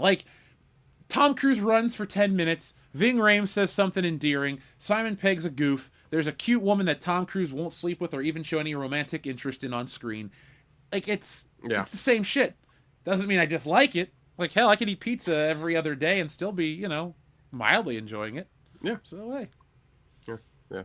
But I think it's weird because they've been pretty good, but I'm really interested to see what happens with Lilo and Stitch just with all the negative feedback that's been coming out on the internet. So, well, our friend Sejorjan has an update. He says, "Thank you, Sejorjan.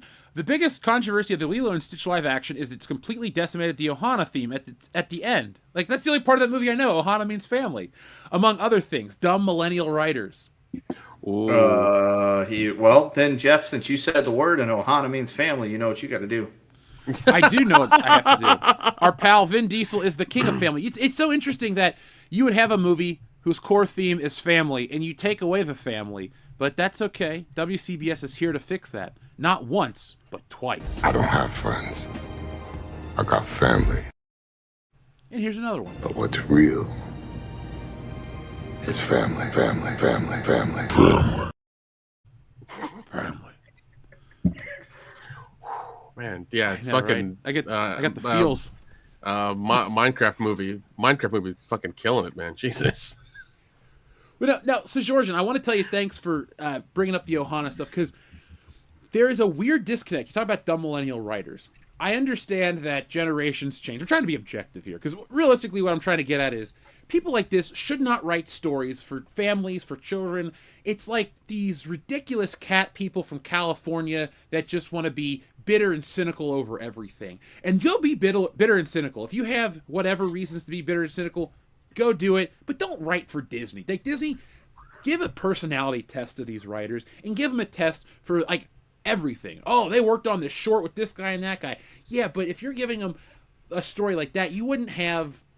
I'm trying to think what a good example is. You wouldn't have, like, Orson Scott Card write, like, a Super Mario movie. It would just be really weird. You shouldn't have these people that don't understand the core themes of a beloved movie work on this stuff. But also, like, it's a live action remake. Just copy the fucking first one. Right. It's not difficult. Yeah. You have the goddamn money and means to do it. Why are you not doing it? Yeah, literally all you have to do is make the exact same movie that was already made as an animated picture. You don't have to change anything. You don't have to, like, jazz it up for your own, proclivities or anything like that. It's like literally just make the same fucking movie but use CGI and humans. That's it. That's all you're doing. You don't. That's the part I understand. It's like, well, I need to put my own stamp on this movie. No, you don't. Somebody else already fucking did that. Okay, when they created it, you're just remaking it. No, I'm with you about that. Like, we don't need... If you're going to just do it fully. Like, I've even argued as a Batman fan, oh, you're making new Batman movies? Just make episodes of the animated series rolled into one narrative structure and copy that. I don't think anybody would bitch. It's like, oh, man, they made Almost Got Him into a movie. That's awesome. Like, everybody would leave the theater happy. Yeah. Okay.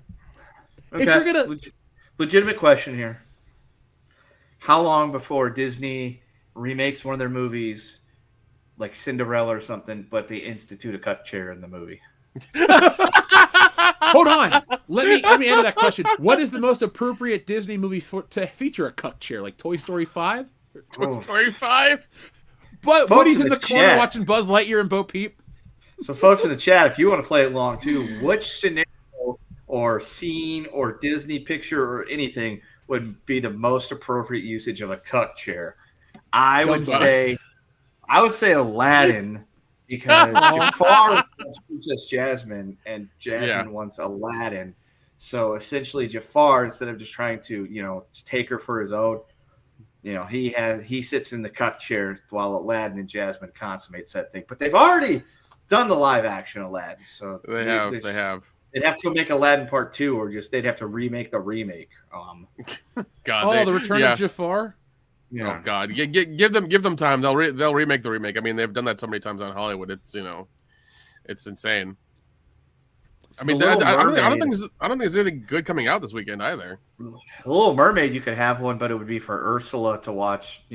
Eric and Ariel. So it's a little different. Is it a cuck chair if it's a woman? No. And I don't think Jafar would be a cuck chair for Jasmine because they didn't really get married. He tried to use that magic on her. I don't know. I didn't see the live action one, but there was no I do's. So it would be like Tim the Toolman Taylor watching his wife Jill with Wilson or Al. Ew. On a very special episode of Home Improvement. Tim builds a cuck chair on Tool Time. He's like, now I gotta see if this thing works. That could be messed up. Gonna sit in this cuck chair and watch Al get all over my wife. Oh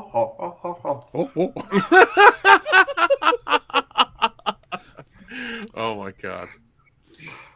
Oh God, we don't want that. If they reboot that show, we don't want that. No. Tim and Jill are still together, and Al Borland is still with his girlfriend, wife person whose name I can't remember. He married Trudy, I think. Oh That's God! right, Oh he God! married Trudy. Oh God! There's no. No.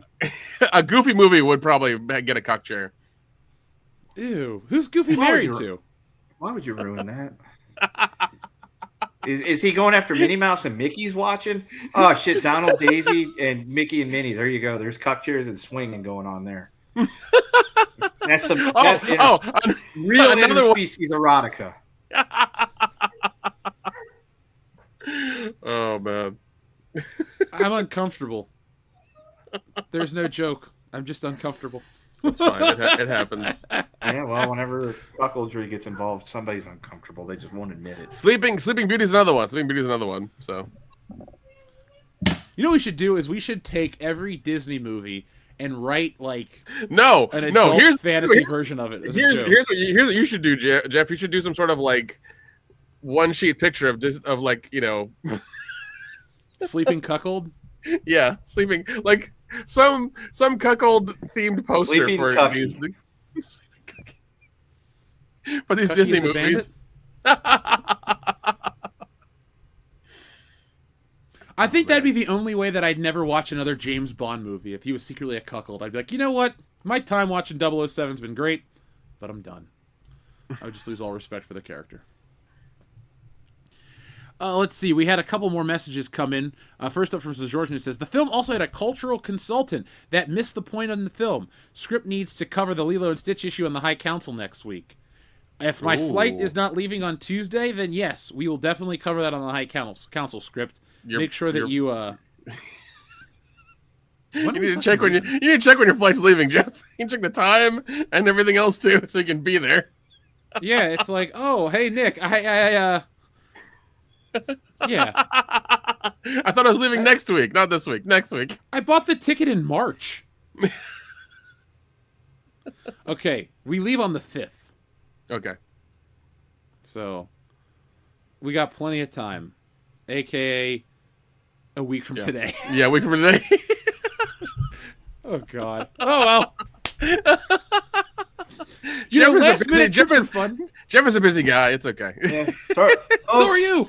We will not be here next week to do our special D-Day episode, so sorry. It's just not going to happen.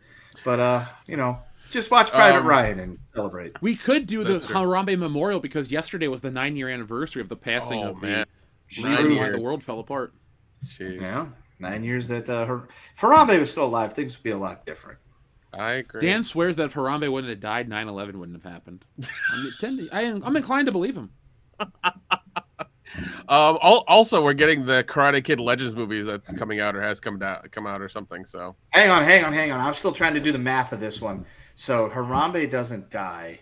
9/11 doesn't happen. 9/11 happened in 2001. Harambe was born like way after that and died. So, is there a time loop involved? There is. There's a time loop and there's a Stargate and a black hole and everything.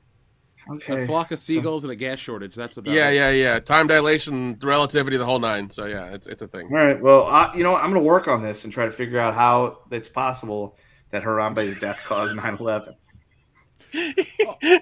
Ken doesn't have to mark that whole white room there, but just start putting equations on the fucking wall. I'll have to explain that one. Pins. Yeah, my wife is going to wonder what happened in here. I'm like, listen, I'm working on something really important. You want me to get my doctorate degree? This could make that happen. If I could somehow prove there's a time loop, quantum something or another, that the death of something, a gorilla in 2016 or whenever, was the cause of a catastrophic event from 15 years previous. By the way, I want to talk about something I watched recently. It was on, I think it was on Netflix. It was essentially about getting Bin Laden and like the whole like everything that led up to it, the SEAL Team 6 mission and everything. And the guy, one of the guys they interviewed on there was in SEAL Team 6, and he was the guy that took out Bin Laden. Oh shit! I want to buy that man a fucking drink. I want to find him and be like, "You sir, never pay for anything around me ever again because you did exactly what every American man that actually has testosterone in their system wanted to do, which was ice that big stupid bastard, and you got to do it. And you, sir, are a hero." You don't find him; he finds you. Exactly. There are a lot of helicopters that fly in this area. Maybe I should be a little bit more worried. Well, flying over. Well, I mean, you have that famous base that's about 100 miles from you, and also you have the what is it, Janet Airlines or Janet Air that's there as well too, coming out of Las Vegas International. Maybe, sure, okay. I don't know. I'm not even a local, and I still call it McCarran, even though it's named Harry Reid. I thought it was McCarran Airport. Something. Well, yeah, I think I just call it Vegas International. I don't know what the fuck it's called. The only people that call it Harry Reid are people that are not from here. If you're from here, and I'm not even from here, but I heard it called McCarran so many times before I found out when I actually drove up there to pick somebody up and said Harry Reid. And then I looked up, I was like, why isn't he called McCarran? And apparently he said something bad about black people or something like that in 1948. So they had to change the name of the airport. Like recently, I thought it was called McCarran Airport for like when I went out there in 2019. It was called McCarran. Well, that's because 2020 happened and people had too much fucking time on their hands, and that's when the cancel culture really ramped up. So like 3 years ago, they renamed it, and they had to spend millions of taxpayer dollars for the state of Nevada to refurbish the airport to change all the shit to Harry Reid because, McCarran said something bad and racist once. I am so glad that cancel culture has kind of died out. Like, I wish we could go back and find all the people responsible for it, like Jay and Silent Bob Strikes Back with our list. Did you bitch on Twitter in 2020 about the racism from 1948 and just smack them once across the face? Yeah, I agree. Once. They need that so badly. Folks, if you guys will email us any of this Lilo and Stitch stuff, we can make a compelling video for you, too. I'm trying to make as many videos before I head out to Portland, which is a week from now. Nick, just think, we'll be having dinner. Well, it'll be about 7 o'clock out there, so we'll be out there having dinner. We'll just tweet out to everybody, hey, we're not on the air because we're having dinner in Oregon. There's a really nice pizza. There's a really nice whiskey place I need to take you where it's like floor to ceiling whiskey is like behind the bar, and they had some hot girl has to like climb up it to go get your like the one you want to make your drink, which takes 15 minutes to make because that's fucking Oregon. It has to be artisan. So, but it's a nice place though. It's a nice place. So, if I'm not the world's most patient man, am I gonna have trouble in Oregon? No, you're not, because there's other bars there too. Okay, cool. I would say it's the first time that three of us been in the same time zone together, but that happens every day. I'm the only one not in the same time zone. I'm multiple time zones behind you guys now. It was 1, and then it was 2. Now I'm 3 behind you. Yep. I was the outlier for a minute. Not anymore. Yeah. I was outlying. I don't even know what to say. Thank you, though, Sejorjan. Xavier to God says, there's a meme of Andy's toys meeting his mom's toys. Oh, my God. Pass. Well, 2 different Woodies. I mean, that was a part of my childhood. I did like the first 2 Toy Story movies quite a bit. Does Andy sit in the cup chair when Mom plays with Buzz? Oh, no. That is a line we do not cross here on the show, sir. There we go. I ruined it for you even more. Yeah. Oh, my God. I'm not going to sleep well tonight, am I? Good. Nope. Well, I'll put on Andor Season 2. That'll help me fall asleep. There you go. My job here is done. Well, that's why you're drinking one of those Hulk Hogan beers, isn't it? No. Tonight I've had coffee and just water. Oh, classy. No Hulk Hogan beers. I'm ever again. Not necessary to ever do that again. My show beer exploded. I went to go move something in my fridge and it flew out. And I was like, oh no, and shot everywhere. So I drank the little bit that didn't fly out of the can. And, well, that's why I'm having Ice Mountain on the air tonight. Well, I'm okay. I'm happy with that. This is an extra hydrated episode of World Class Bullshitters where we're drinking water tonight. Not bath water. No. Spring water. Oh, let's see. Now, guys, I don't really care about the P. Diddy trial because I didn't like P. Diddy as a singer, as an actor, as a way of life. I wasn't on any Diddy party list because I was also a kid when a lot of this started happening.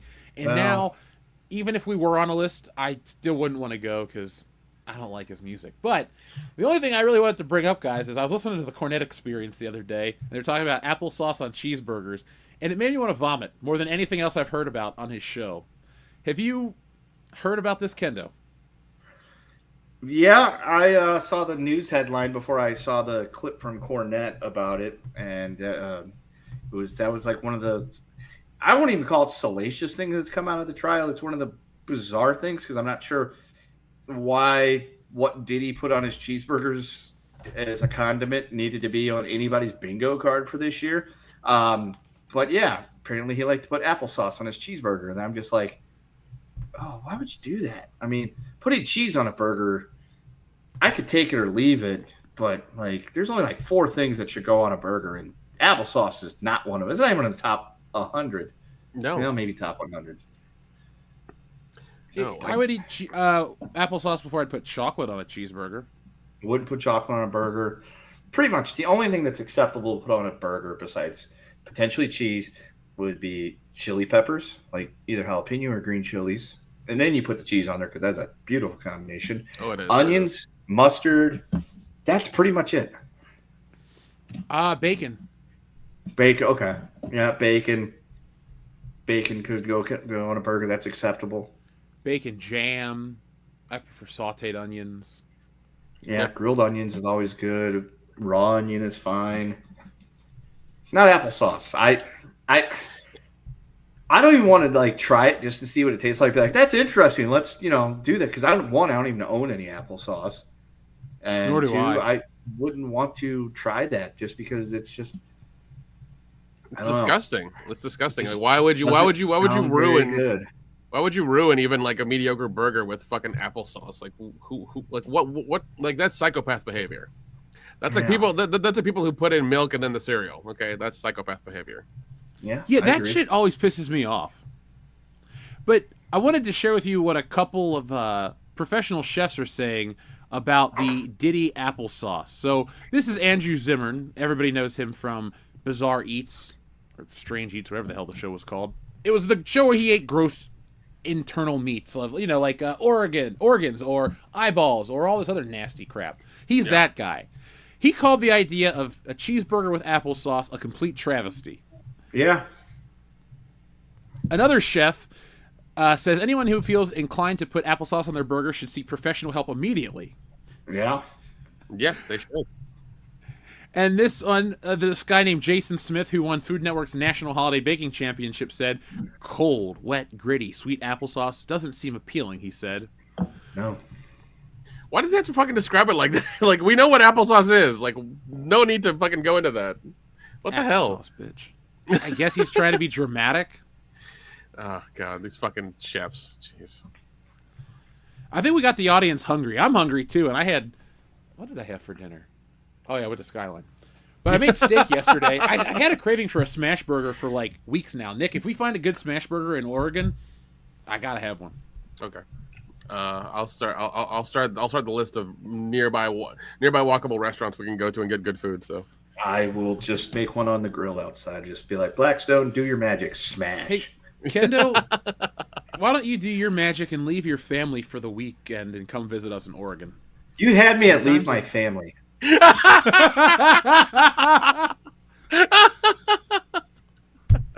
Look, I grew up without a dad because he passed away, but I'm just saying, I turned out all right. Your kid's going to be okay. oh, Good God. look. But look, I love my kid. I really do. And like this week we were off work because my contract expired as of a couple days ago. Don't worry, folks. I've got another one. They sent me a letter of intent. I will be, employed again.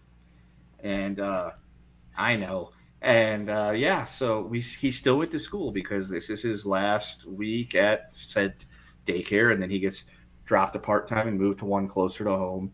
And took him to school, and then we did some stuff around the house, and I was just like, hey, we don't have to do shit for the next couple of days. And she was like, why don't we keep him home or go pick him up early from daycare? I'm like, no, he's going to stay there because number one, he needs to get as much time in with the teacher that he just adores and loves him back because he's probably never going to see her again after the next day or two.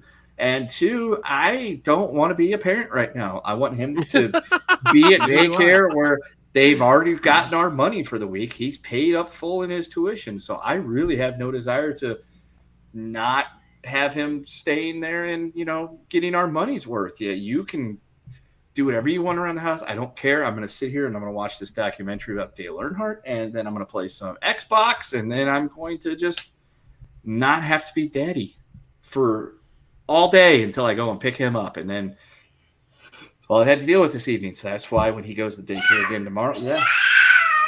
He's excited. He hears daycare. He's like, yes, finally. Get away from these people that I don't like. Yeah. So Your kid actually can speak fully formed sentences, and at school he's like, I hate my family so much. yeah. So, but then even over the summer, he's part-time because we didn't want to completely withdraw him and then try to get him back in at, a week before school started and we had to go back to work. So we're just like, he'll go 2 days a week. He'll go on Tuesdays and Thursdays. And you better believe he's going to be there from about like 7 a.m. till 4 o'clock in the afternoon. I'll be like, no, he's going. And I will debate on how soon I get back to the house after I drop him off. I might detour a couple places. Go to the strip club. Go to a buffet on the strip, man. Take yourself to the Bacchanal. Just like, fuck it. I've worked hard. I'm going to the Bacchanal and just get just sit there for fucking hours. Get there early, sit there for hours, just eat until like keep eating in waves. It's fine, you know. Yeah, I was all thinking right, of just I'm going for my doing meat something plate. a little bit more simpler and just going to like Big Dog's Brewery or something like that and be like, look, I'm going to go here or I'm going to go to the Yard House and just drink a few beers because they're open 24 hours and the kitchen's open. That's one thing that's nice about Vegas is like just about every place that, you know, is a craft beer place or something like that is 24 hours.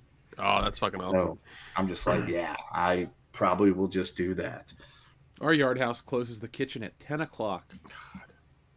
Yeah. I went to a hockey game. We were trying to find food. Yard House was open. Kitchen was not. Yeah. No, I'm Which pretty is sure. such bullshit. Well, the Yard Houses, there's one down by the strip. I'm pretty sure that's a 24-hour dude. And then there's one in Summerlin next to Red Rock Casino. It's like the casino tower and floor and everything, and that's like an offshoot restaurant. So I would assume it has to be 24 hours because think of all the fucking money you could make having a 24-hour place like that next to a casino. So, yeah, I'd do something like that. Yeah. He's like, not without me, you're not. He's been to the Yard House. He loves it there. Is it because they show reruns of Thomas the Tank Engine? I think it might be a different Yard House. He just likes the little flight classes, and he wants to constantly cheers you every time you go to drink. Oh, that's adorable. That's awesome. Yeah, he does. He does some adorable things. Like yesterday, we hung out all evening, and I forgot for whatever reason I was going to get on Prime and watch something while he was playing on his tablet, and Thomas and Friends was popped up right there, so we had to watch that. So we started watching the original Thomas and Friends. So I got to see Cesaro Jopin or whatever his name is, where Henry boarded him, got blocked. Come out of the off tunnel, Henry. That's the best one. Yeah, he didn't want to come out because then it would ruin his green paint with red stripes. When I was a kid, I loved that show, and every time we'd go through the tunnel in downtown Cincinnati, I'd scream that out. That was like when I was like 4. No, I was like 3. I haven't heard the end of that story. I drove my mom through that tunnel on the way to the doctor's office this morning. Henry, the tunnel. I'm like, okay. Yeah, we were watching that, and I saw that. I'm like, hey, it's Cesaro Jopin. There you go. Caesar Jopin or whatever the mispronunciation of his name is. Also, Georgian. Somebody we were streaming with couldn't say his name. I was like, you mean Cesario Japan? Yeah. Like, yeah. I'm like, well, I'm like, hey, I know where he got his icon from. It's when Henry wouldn't come out of the tunnel because it was raining. But I have that on videotape somewhere. I My mom literally bought me everything Thomas.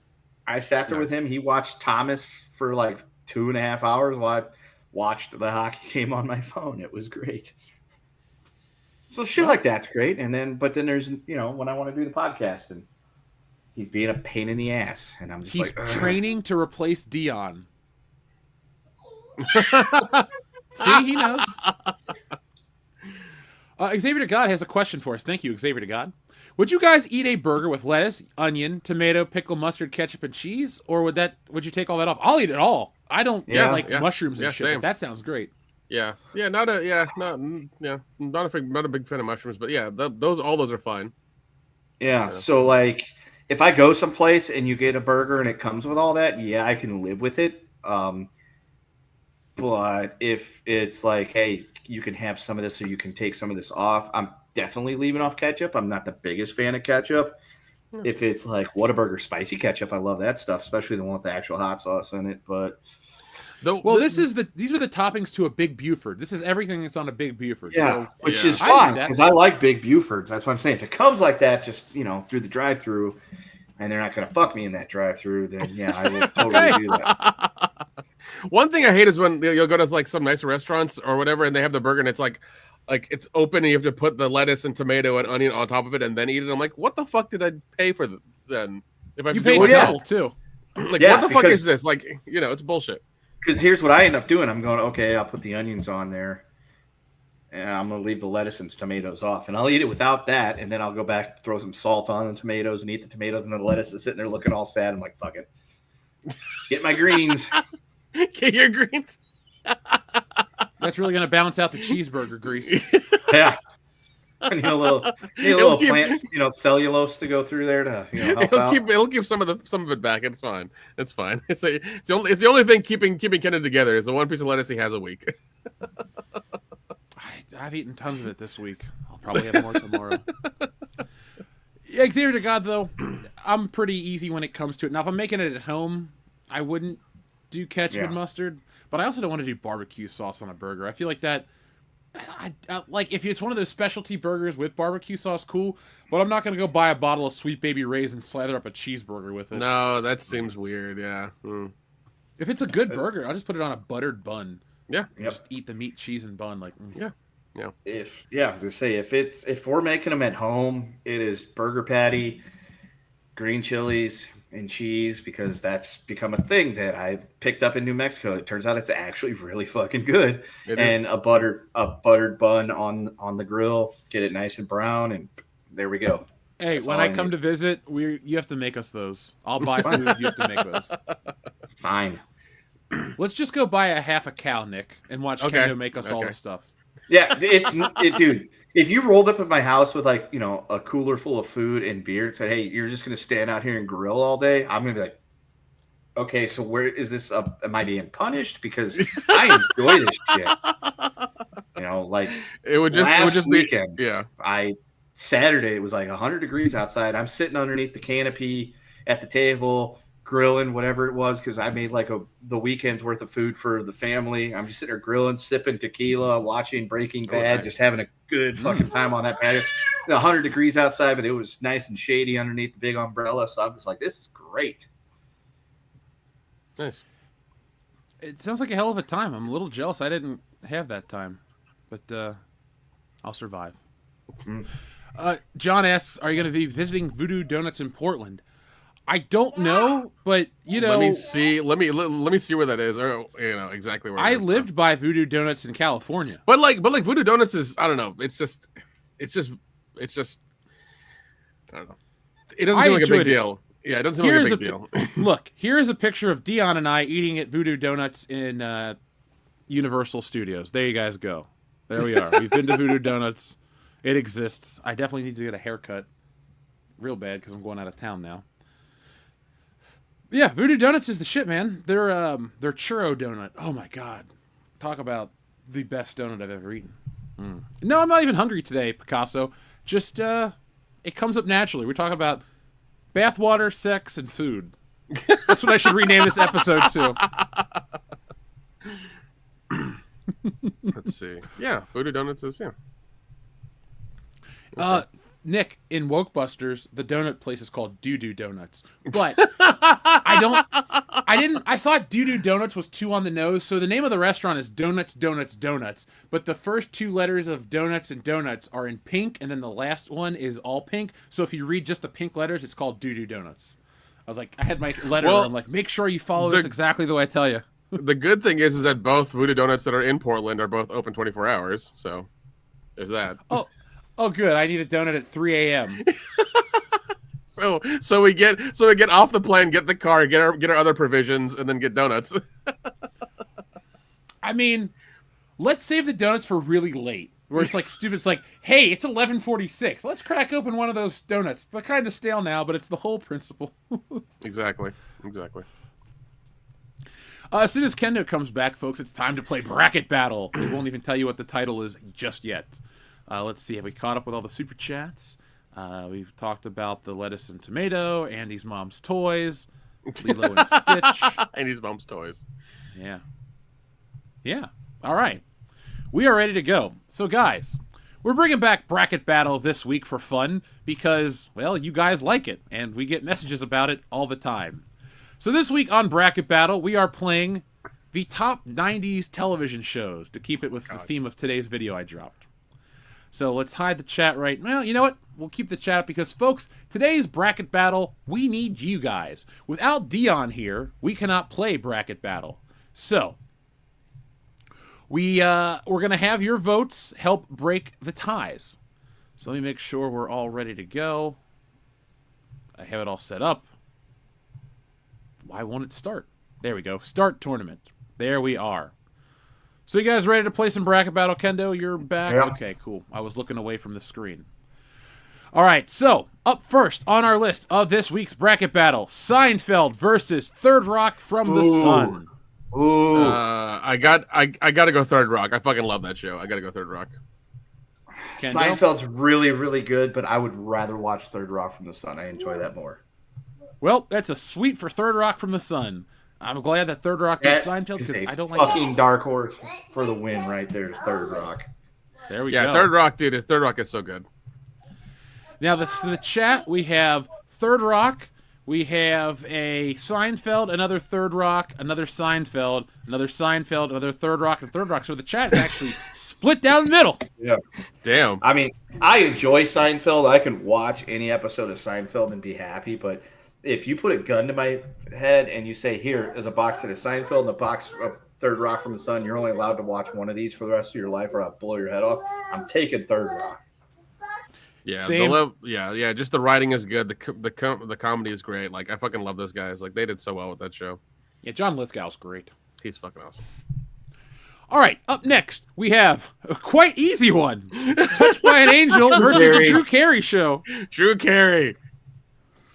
I'm going to see if the chat is going to vote for this one. We got a Drew Carey. If anybody votes for Touched by an Angel, why? This show was terrible 30 years ago, and it's still terrible today. And everybody Yep. seems to be voting for Drew Carey. Yeah, we got a lot of Drews in the chat right now. So we're just going to put Moira Downey out of her misery.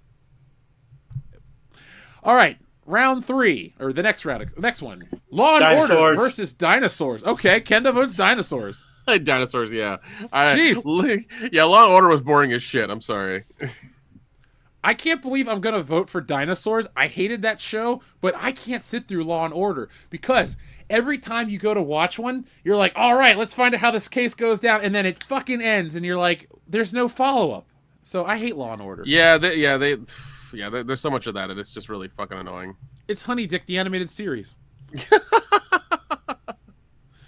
Okay, so Crack says Law and Order. Law and Order from Elizabeth. We got Dinosaurs from Picasso. Dinosaurs. I want to be touched by an angel. Moira Downey was hot. Law and Order, Dinosaurs. Law and Order, Dinosaurs. There you go. We're cheating. There we go. We got both of them. All right, so surprisingly, Dinosaurs actually won with the audience. All right, next one. Oh, this is easy. Everybody loves Raymond versus The Simpsons. Simpsons. Now remember, this is the Simpsons Yeah, it's in the 90s. It's the 90s Simpsons, so I'm going Simpsons. Yeah. I think Everybody Loves Raymond sucked, and I still think it sucks. I can't stand that show. But, it is what it is. Now, checking in with the guys, we got one for Raymond and a lot for The Simpsons. Holy There you shit, go. The Simpsons There you voted quick. There we are. Yep. Son of simp. So, up next on our list, we have Roseanne versus Jag. Dude, Roseanne. I do not like Roseanne. I'm gonna go Jag. Ooh. So, I didn't like Roseanne as a little kid, and then it hit Nick at Night, and I was like, oh, okay, this is something to watch. So I got into it a little bit. I couldn't tell you anything about Jag, so I have to vote for Roseanne, but I'm going to let the audience vote on this one to see where they stand before I put in the final vote. We're still talking about The Simpsons. Everybody else, Raymond is for boomers. I got 1 for Jag, 2 for Jag, 2 for Roseanne, 4 for Jag, 3 for Roseanne. Okay. So, let's see here. I guess we're going to have to go with Roseanne for the audience, and I would vote for Roseanne too. All right. This is a losing battle. Oh my for everyone god. involved. I refuse to vote in this one. Yeah, we're going to let the audience vote on this one. 'cause Yeah, I hate both of these shows. Let's let the audience do that. So, folks, you need to vote for Beverly Hills 90210 versus Mad About You. Can we give negative scores to these shows? Because Paul Reiser, God. for as much as I enjoy his work on Beverly Hills Cop, I hate Mad About You. Yeah, I mean it's just one of those shows that came up during the 90s, Elizabeth is right. Both of those shows sucked. Yeah. We got 90210. Mad About You. Okay, so let's actually count these. We got 1, 2. I guess. Well, Mad About You actually won. 90210. So, all right. Ugh. Mad About You continues on. Sorry, people are just fucking with us because it's gonna be a bracket and they're screwing with the bracket. Well, it's gonna be Roseanne versus Mad About You in the next round. Okay. X-Files. No question. Yeah, X-Files. X-Files versus Grace Under Fire. Nick votes No question, X-Files. Kendo? X-Files. I vote X-Files. Let's see what the audience says here. It's got to be, dude. It's got to be X-Files. Come on, you guys are our fans. You've got taste. All X-Files. Oh, wow. All X-Files. There you go. There we go. Not a single Grace Under Fire. Yeah, Brett Butler. Brett Butler was from Gone with the Wind. Now, I know this one's not going to go the way I want, but it's that 70s show versus Frasier. I'm going that 70s show. I love that. It's one of my favorite I'll shows. go that 70s show as well. Kendall? I'd rather watch Frasier. I know. Well, that 70s show made it to the next round, thankfully. Let's see. We got one That 70s Show. Frasier. That 70s Show got 2. That Frasier Show got 2. Some people love both. All right. Audience would vote Frasier over That 70s Show. Wow. Oh, nope. No. It's actually tying up now. Okay. Shit. Okay. There we go. I'm just laughing at Chris Cummins. All right, so up next we have Friends versus Martin. Martin. Has to be Didn't Martin. even have to finish that. Now, I'm actually going to let the audience... I'm going to count the audience's votes on this one because I want to see how this one goes. I forgot Buffy the about Coach. Vampire I Slayer completely versus forgot. Coach. I completely forgot about Coach. Holy shit. Craig T. Nelson I and the voice of like Patrick. Coach. Oh my I know. God. That's your vote, right, Kendo? It is. Nick? God. I'm going to go Buffy. I like that show. I don't like Buffy the Vampire Slayer. So I am going to vote Coach. But the chat is Buffy. 1 for Coach. Buffy. 2 for Coach. All right, so the audience is voting more Buffy than Coach. So let's give Buffy 2 votes, and we'll let it move on to the next round. Oh, This good. would be So interesting. we're rigging elections just like it's a real one. That's nice. We are the epitome of pop culture, and we're world class after all. Stop the steal. Oh my God. Hell, Dean voted for Buffy twice, and I counted it twice. Drill, baby, drill. I don't know. All right, Full House versus Northern Exposure. Northern Exposure. I fucking hate Full House. Every time the music came on, I switch a channel. Ken is Stop about it. to vote for Full House. Oh, I'm not. I hate that show. Give me Northern Exposure. I'm gonna vote for Full House. Cut it out. Oh my God. Look. Oh my God. Look, when I was like 5 years old, it was my favorite thing to watch. That wasn't the Power Rangers. So As As soon an as adult- I heard that the first little that music, I was like, fucking change channel. Done. everywhere you look. Oh God. Oh my God! Everybody's voting for Full House in the chat. Okay, we got 3 Northern Exposures. Sorry, 2 more Full House, another Northern Exposure, another Northern. Well, shit. It's kind of tied from the chat. Let me count this out real quick. 1. Come on, Chad. 2, Northern Exposure. 3, Let's 4, fucking kick Full House out. 5. Yeah, we don't want Full House. No Full House. 1. No. 2, 3, 4. I think I only got 4 for Northern Exposure. Oh, there's another one for Full House. Full House wins. Ah, damn it. I'm sorry, folks. Well, this is what you guys voted for. Here's another one that we're just going to let the audience vote on. Will and Grace versus Murphy Brown. Yeah, Ooh. just let the audience go for that. That's fine. God, more Full Houses. Just keep rolling in. Oh my God. It had John Stamos. I guess everybody liked Uncle Jesse. He's the only TV character I can name off the top of my head whose last name changes. He goes from Jesse Cochran to Jesse Katsopoulos. That's weird. Well, he went from an Elvis impersonator to a Greek guy, like the real John Stamos. We got Suck versus Suck. Neither. Ugh. And 1 for Murphy Brown. Oh my god. Just give it to Murphy Brown. Murphy. I am. one The vote audience for- hates all of this shit. There we go. Murphy Brown wins because this should be easy. NYPD Blue versus Family Family Matters. Matters. Yep, Family Matters. I'm voting for Family Matters. I'm sorry. Will and Grace finally got a vote. Oh, I got 2 votes after we fucking already hit the button. Oh, no. Matt's right. Turn off the TV. When those shows are on, you skip them. Yep. All right. Lots of Family Matters. 1 NYPD Blue.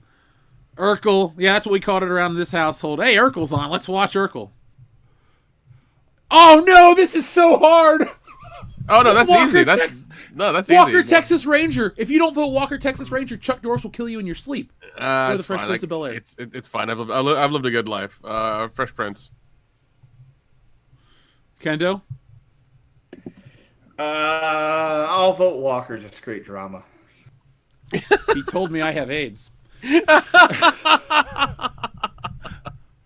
We're gonna let the audience vote before I vote final. Oh my God! Walker Texas Ranger is winning. Okay, hold on. Now it's starting to even out.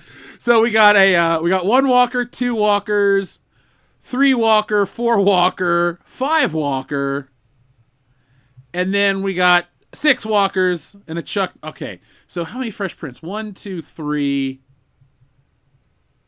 4. Wow, we only got 4 votes for the Fresh Prince of Bel-Air.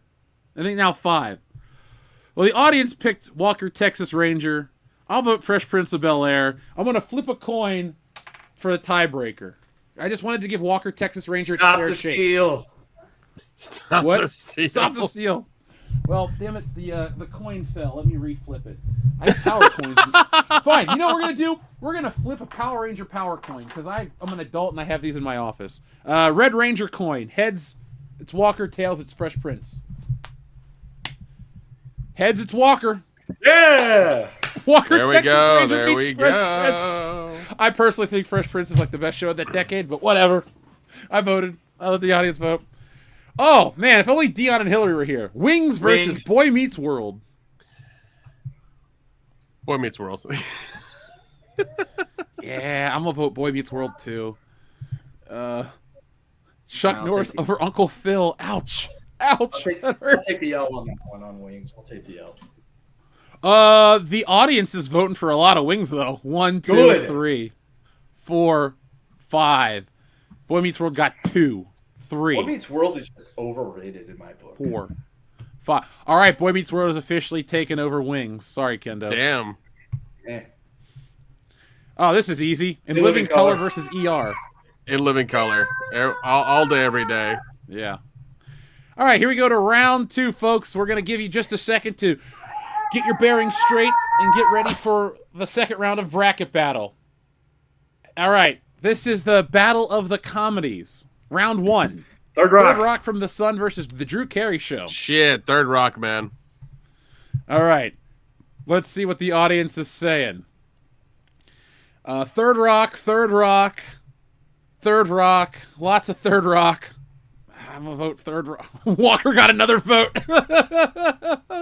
Okay, it looks like Third Rock from the Sun officially beats the Drew Carey Show here on the channel in a landslide. This should go quick. Dinosaurs versus the Simpsons. Simpsons.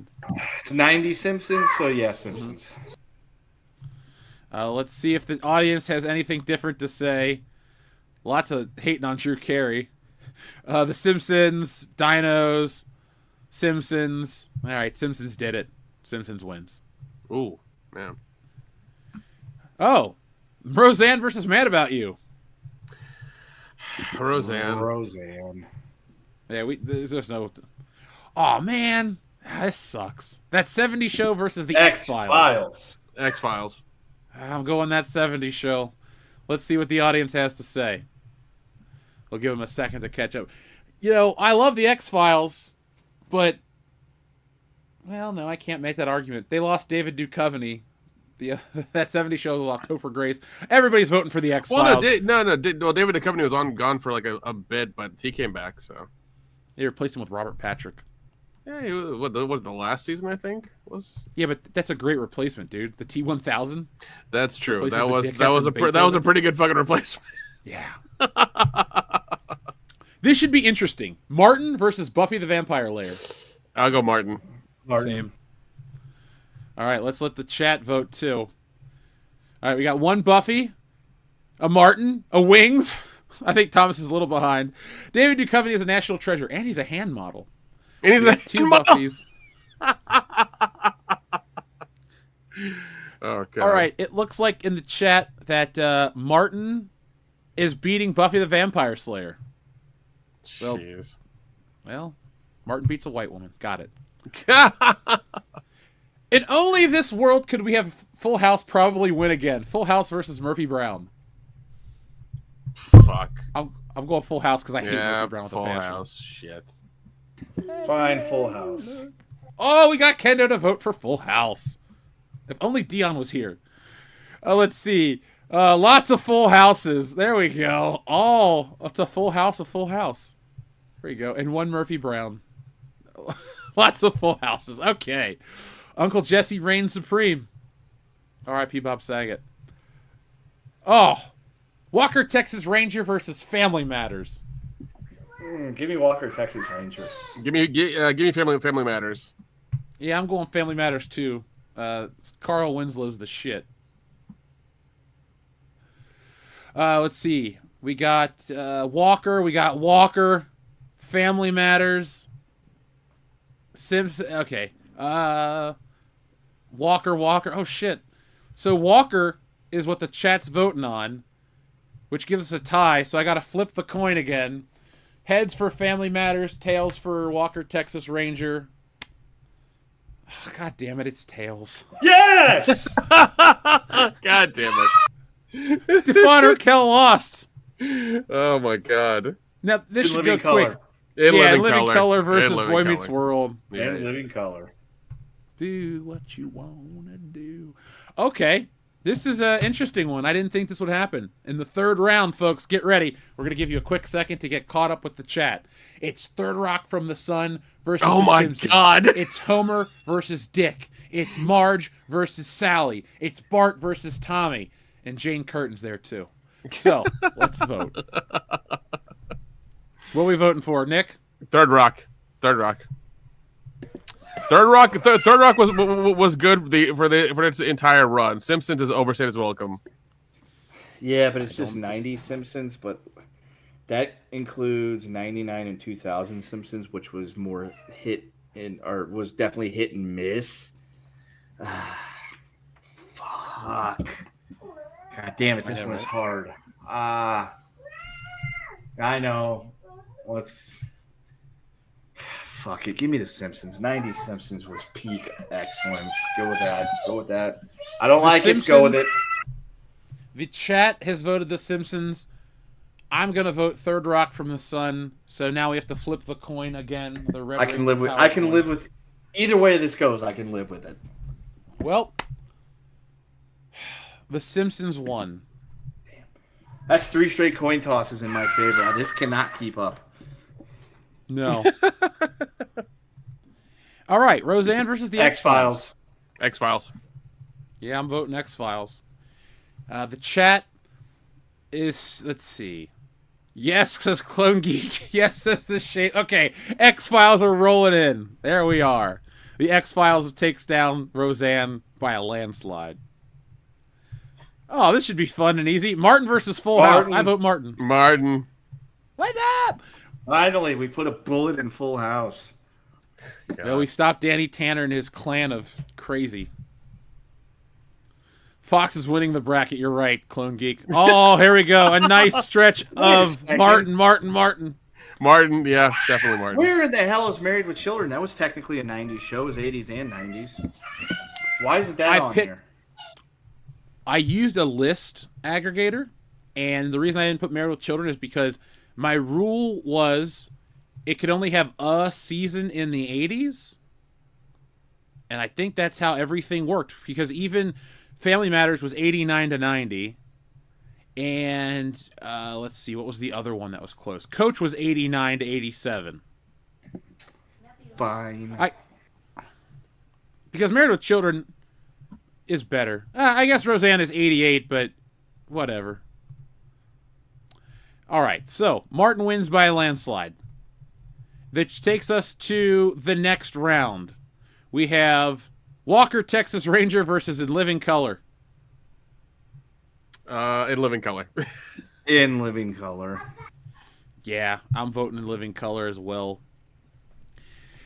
What else we got? We got Walker, Texas Ranger. Man, the chat loves Walker, Texas Ranger. Come Holy shit. I on, love man. Walker, Texas Ranger too, but I'm sorry, I would rather watch In Living Color. I know, In Living Color is actually, it's evening out. In Living Color is winning. In Living Color gets the vote. We're there. All right, so we're down to the Battle of the Foxes. Simpsons versus X-Files. X-Files. I gotta go Simpsons. I mean, they were in a Simpsons episode, so That's true. That's very true. A great. I'm gonna go episode, too. Simpsons because for as much as I love the X-Files, I still like to watch the Simpsons, the good shit. Okay, so we got one Simpsons, one X-Files, one X-Files. oh shit. The chat is vote. Wow. Okay, now the Simpsons rolled in with 3 in a row. X-Files has 1, 2, 3, 4. 4. Okay, shit, it's tied.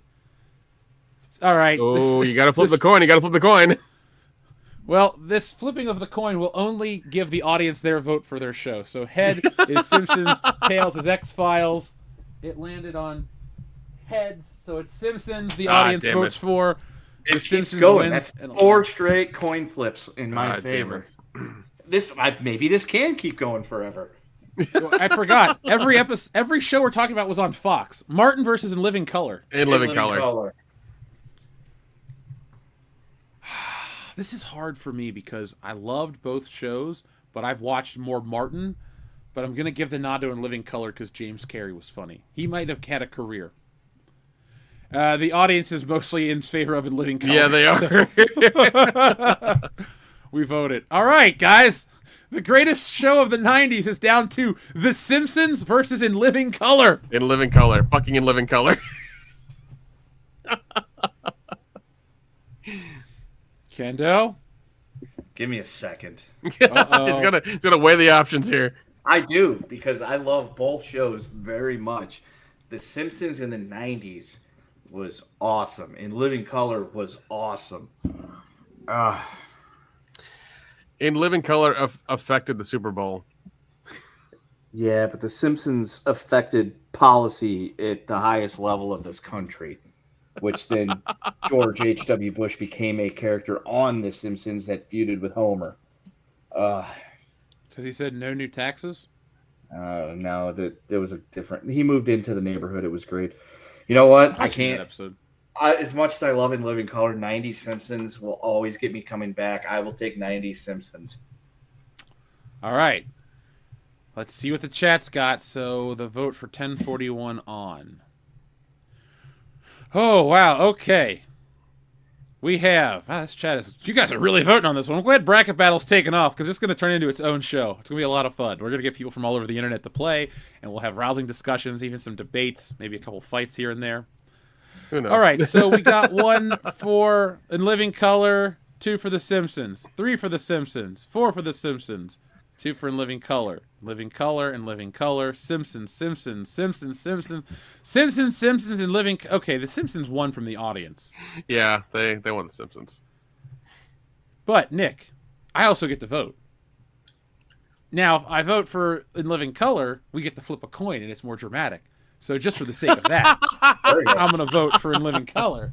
Now, I'm going to flip a different coin. You dramatic whore. Call me that in person. I won't disagree. All right. This time we're going to flip a quarter instead of a Power Rangers power coin because I'm pretty sure those things are weighted and it's unfair. Yep. All right. Wait, let me actually call it before I flip it. So head Simpsons, tails In Living Color. And we got... heads The Simpsons. Holy damn it. shit. 5 straight coin flips in my favor. Who would have saw that? Simpsons did it. So, folks, according to the channel, WCBS officially ranks The Simpsons as the greatest television show of the 1990s. I think what I'll have to do is clip this episode of Bracket Battle and put it out as its own thing, along with the films from last month. Yeah, you can use what is it to make the clip? Opus clip? Yeah, they'll do it. It'll do it. I'm sure it will. They don't sell lottery tickets here. Yeah, because you have casinos everywhere. Right.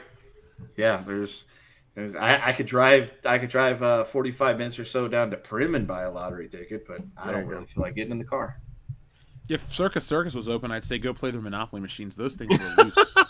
I also very well could get stabbed at Circus. So That's true. You could. I didn't. Hey, I stayed there once and I didn't get stabbed either. But in hindsight, I should have spent more to stay at like Bellagio or the MGM Grand. I'm gonna take down that idea of the '90s cartoons because you guys like this stuff. '90s cartoons. Kendo, Nick, what we'll do is we'll sit down and we'll brainstorm all of our bracket battles, and then we'll start to produce those shows. Yeah. Now, folks, make sure you watch the bracket battles live so you can play along at home. You guys are going nuts tonight in the chat. I was loving it. You see Pop Culture Commerce, I agree that Beavis and Butthead is an awesome show, but I would vote King of the Hill. Yeah. Even though I love both shows. Yeah. Okay, so Xavier to God, we read your cheeseburger chat. Xavier to God sends in another message that says, Jeff, no Rangers on the Barack? What? On the brackets. Oh, no, Power Rangers. Bracket. I mean, Power Rangers. I'm going to break it down for like kids shows and regular like network sitcoms and like, not adult shows, because this isn't the beginning of the show where we're talking about bathwater. But no, this kind of stuff. So we have done 90s movies. We have done 90s TV shows / sitcoms. And The Simpsons reigns supreme. We'll do eventually. Okay, I know eventually means when the Fantastic Four comes out, but after Fantastic Four comes out, we will do a bracket battle for the entire MCU, and I will get Andrew and Script on, as well as we'll get like 8 people on. It's going to sound crazy, but it's going to be a bracket battle only for that. No, we should. It'll be an all-out war. It'll be fun. Yeah, we can even do teams and shit. Oh yeah. We'll do non-MCU Marvel movies one day, Batman movies, you name it, folks. Bracket Battle is going to be one of our new staples here on the channel. So make sure you guys check out everything we put out. We have a 90s nostalgia video that we're lampooning classic sitcoms getting a remake, which we won't tell you now. Just watch the video. Also, I watched that one right before we went on the air, and I was just like, why are they remaking that show? It sucked then. It's going to suck now. Like I say in the video, garbage in, garbage out. Yeah. You know what's going to be fun is when we do 90s cartoons, Life of Louie is going to make it. I forgot about that one. Oh, my God. Most have. Yeah, Bobby's World will be on there. Bobby Generic. Oh, God. Ren and Stimpy. Yep. Rugrats. Doug. Oh, my God. Yeah. That one's going to get rough. Like, really Should we rough. keep The Simpsons off of that one, or should we put it as well? No, keep it off. Yeah, we should do a thing. So here's what we should do. Every time somebody wins a bracket in World Class Bullshitters, it should become like retired. Like that, they won, so they can go away. So Terminator 2, the original Star Wars, and The Simpsons are eliminated. Mm-hmm. Yeah.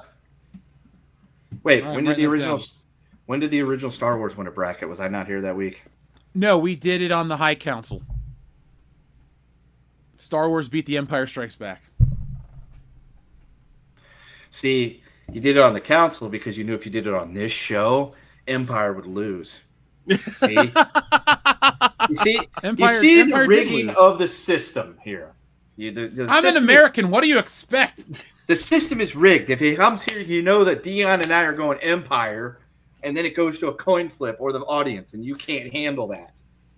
The audience actually voted A New Hope. That's some bullshit. All right, stop the steal, damn it. Oh, my God. We'll do another Star Wars one down the road. We did all the live action movies. Maybe we'll do something where we do every live action movie, TV show, and cartoon all rolled into one. Holy shit! So that's I have. There's people in the chat that want to see Simpsons go back to back. So here's how we can put the Simpsons in it, and I guarantee you it doesn't go back to back. If we do an animated shows of best animated shows of all time bracket, because guess what? Oh my god! That takes Simpsons away from just being the '90s masterpiece that it was, and you're bringing that entire fucking catalog in there. It does not stand up to. South Park will win. South Park doesn't stand up to Hill. South Park. It doesn't stand up to King of the Hill. It doesn't stand up to any of those. So you're right, Xavier to God. Jeez, Simpsons you're can talking come back. We will bring the Simpsons back. We will unretire it for the best animated shows of all time bracket. I think we should unretire Terminator 2 for our best Arnold Schwarzenegger films list. Okay. You never How about know. this? I say How Total about this? Recall. It can only be. We will only retire it from being involved in that particular bracket again. Not that it matters, because we're not going to do that bracket again. 90s movies is over and all that stuff. So yeah, 90s action movies. Yes, if we go to 90s action movies, then we have to retire Terminator 2. Yes, but we'll never go back to 90s action movies because Terminator 2 is the best one of that decade. Like, it's just that's not fair. arguable. You know, there was something that came up about Arnold Schwarzenegger in that role, because it's hilarious when you think about it, because the machines who are AI have infinite knowledge of time and things like that, and they chose this guy to kind of try to blend into society and be normal and not be seen by anybody and not be, looked at. And you have Arnold Schwarzenegger, who's like the buffest man alive, like trying to walk through LA, trying to look normal. Yes, with an Austrian accent, like a extremely conspicuous individual that's supposed to blend in. Yeah, I mean, I'm glad he shaved his eyebrows off in the first one, but that doesn't help anything. Pop Culture Commerce, the original bracket was going to be the worst TV shows of the 90s, but when I was looking at the list, I don't think most of us would know what they are. Yeah, they're that bad. Wow. It'd be like, we didn't even watch those shows, so how can we call it the worst? Because we don't know. Well, it was stuff like, here they are. The Single Guy, Two of a Kind. Somehow Third Rock from the Sun made it to the worst list. What? How the fuck? As well as Pinky and the Brain, but then we have Just Shoot Me, Sequest, Dharma and Greg. Dharma and Greg would be one of the shittiest ones of all time. Sequest, I could see that. Sequest was not the best. I only watched Dharma and Greg because Jenna Elfman was on it, and I was like 14. That was it. That's fair. I didn't like the show. It was one of those, hey, it's already in syndication in the mid-90s. I'm going to go ahead. It comes on at 10:30. There's not a whole lot of other choices. I'll watch Jenna Elfman dance around. I watched Dharma and Greg when it first debuted, and then I watched it long enough that it was a lead into the show Soul Man with Dan Aykroyd. I watched a lot of shows in the 90s. I watched a lot of TV in the 90s. Oh, yeah. I mean, we all did. What else was there to do in the 90s? Yeah. Yeah, we didn't have the internet. Yeah, before the internet, that's really all there was to do was play Super Nintendo, Sega, or watch TV. Yeah. I had a great time, though. I still did well in school, so yeah, it's not like I only played or only watched TV. But, like, on a Saturday, if my mom was at work, it's like, well, there's no homework, so cartoons are over. Let's see what's on every channel, because we didn't have cable at the time. So it's like, oh, man, PBS, Yan Can Cook. I'm going to watch PBS until nighttime when Red Green's on. Oh god, yeah. there's a guy who made this project on some like some build website, and he made a old cable box that you can put all of the things in, and he's programmed it to where you even have your own channel guide, and you can flip through on the box. It has the little buttons on top where you have to change a channel, and you can flip through and watch movies. It has like bumpers and everything like that, and all the commercials and stuff as well to it. So I might make one of those just because. I will give you the money to make me one just because. Okay, let me make one for myself first and see how terrible it is, and then I'll make one for you. The old commercials are quaint. Like They one are. year after New Year's Day, after we had drank copious amounts, Dion and I sat around and watched 90s commercials for hours and hours and hours. Yeah, his kids were so bored. Oh my god! Basically, this is just like as soon as you change the channel, it immediately starts playing the file or whatever that's on the device. And it'll even go through seasonal stuff. It'll do like holiday episodes of the show and things. It knows how to do all this shit. It's wild. But I'm gonna try to build it and see how terrible it is to build. Shout out to The Shape. This is a great idea. The best sci-fi movies of all time. That Oh my bracket God. battle will definitely happen. I think for genres of movies we should go by year, because then we could kind of Here's what How we about could do. eras? Because if we pick like best sci-fi movies of like 1996, it's like Independence Day is gonna win. What Okay, if we yeah. do? So here's what we could do, especially for like genres of movies. We could do the best sci-fi movies of 2020s, 2010s, all that good shit, and then we can have a tournament of champions with those. I like that. Bingo. Dude, Tournament of Champions Edition is going to be so crazy here. We're going to have backgrounds, buttons. I'm working on some royalty-free music that we can get to have a bracket battle theme. We'll get an There intro was made. literally something I was watching on YouTube yesterday, and he was like, here's where I make a bunch of music you can use for your videos completely free. And I don't remember what the hell the thing is. I'll have to go through my history tonight and find it. But Okay. he was like advertising that, hey, look at all this music you could use of mine completely free to for your videos. I just don't remember what the hell video that was. I'd have to find it. Oh, See, Matt West, high C ecto cooler. Yeah, man. I know there's a couple of recipes online on like how to make it and stuff. I tried making it once. It was not that good. by the way, what we need to do as well is we need to have episodes for our patrons and members of the channel to come on and play with us. Yes. That way, Yes. it could be more interactive, and the folks can have a lot of fun with us at home. Yeah. We can make that our own private thing as well too. We can even go more in depth with that as well. So I've been Be looking at fun. Discord. I finally learned how to use it. it's if you ever use Substack, it's kind of the same thing. It's just weird. So I haven't. yeah, I but no, found it. Discord is once you get into it, it's pretty easy to use. We'll build a fun community for the people to hang out. We'll talk about the channel. We'll talk Yeah. about the books. Hell, Yeah. we might even pick one lucky winner to be drawn into one in the future. So, There you go. There you go. is there anything else that we want to do before we put this baby to bed? I don't know. Anything we missed? Anything we want to talk about? Was there anything in the notes that we didn't cover? Wrestling stuff. We were talking about some wrestling things you wanted to talk about, right? Oh yeah, Kendo. What was in the wrestling topic? Oh yeah, so Dave Meltzer is an idiot. We all know this. His rating systems have been, put to shame because he clearly is catching lots of loads from the Young Bucks and the people AEW and in Japan, so that's why he gives them 85,000-star matches. But he's finally hit a new low, aside from, making shit up and getting called out on it. He now is arguing with Grok on Twitter. So I have the tweet right here. Oh my god. Somebody posted, or he posted something. I don't have the original tweet, but somebody, at Grok explained this. Grok says at Dave Meltzer 1, the decline in ratings on Netflix in 2025 likely stems from multiple factors. Viewership dropped 35% in the US, with a May 12 episode at 2.7 global, down 4.9 at debut. Dull storylines like weak heel Cena, blah blah blah, and it goes on. Dave Meltzer quote replies a Grok tweet and says debut was 5.9 million, not 4.9 million. Also 5.9 million was a legit number. 2.7 million would only be legit if virtually nobody watched live, and we know that's not the case. He has since been getting completely flayed on the internet and by people because of the fact that he is now arguing with Grok. So that's this week in Meltzer. It's hey, I'm gonna argue with the fucking AI now. I mean, I'm not surprised. Mr. 47 stars in the Tokyo Dome. Jeez.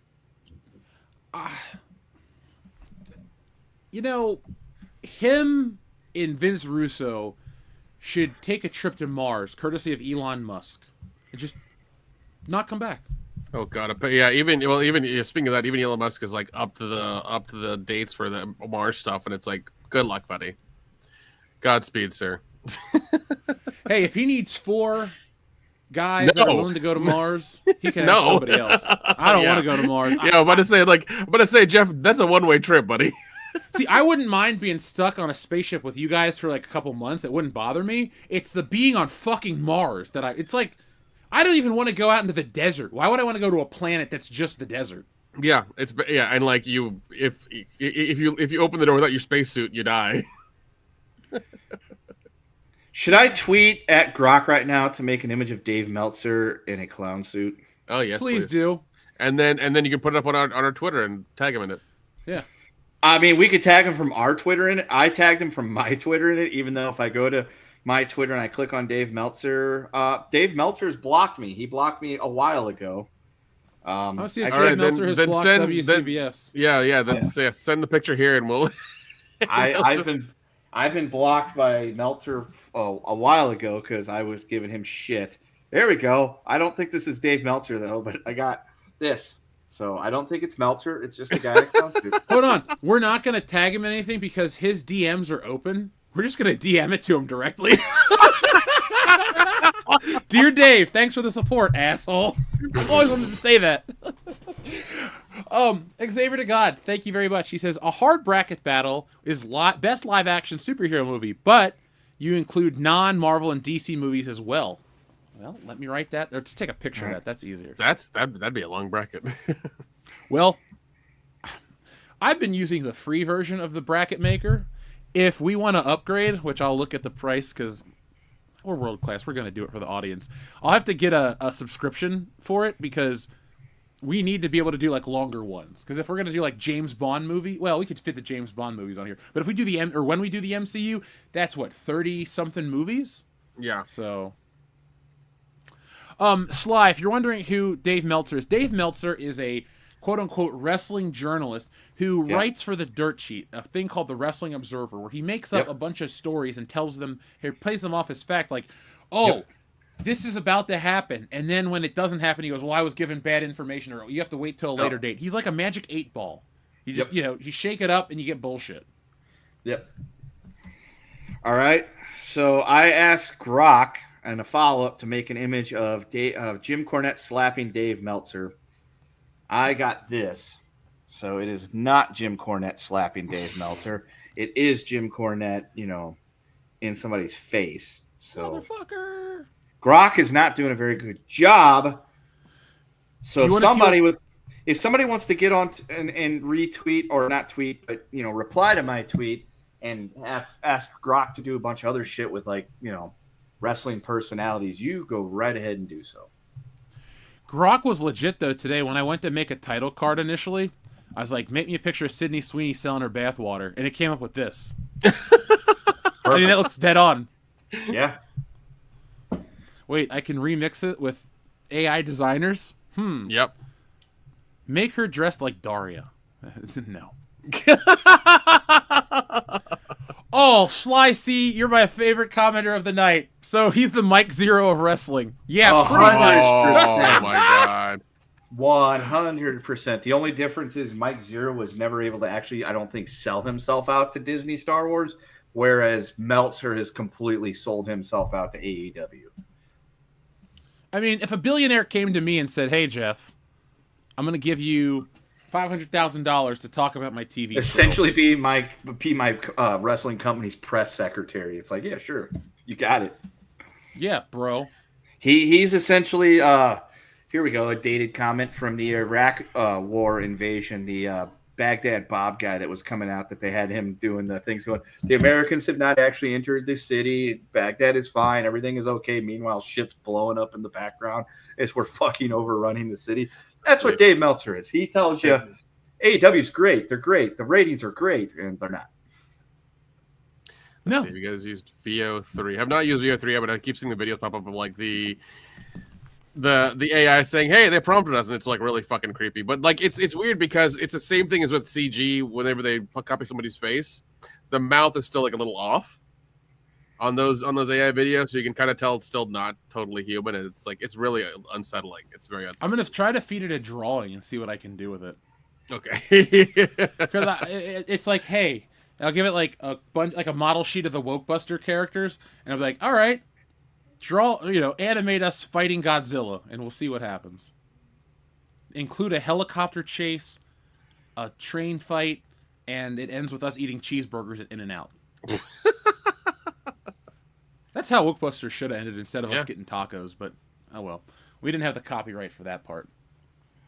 But Pop Culture Commerce, thank you. I'm looking at that app and that program to see how it can benefit us here on the show, create some bits. You know, what'd be funny is, you know how we've come up with jokes like Stealing Solo and Wokebusters. Like, we'll just turn the Terminegro into one or whatever. Well, I think Terminegro should be at least a t-shirt and a comic, like a small comic, you know? Like the never-ending struggles of Terminegro. We'll make it Dion with a flat top and a six-pack. There you go. Kendo is the intergalactic plantation owner. Intergalactic plantation owner. Okay. IPO. I love it. We'll just call you IPO on air, and that's what it stands for. Oh my gosh.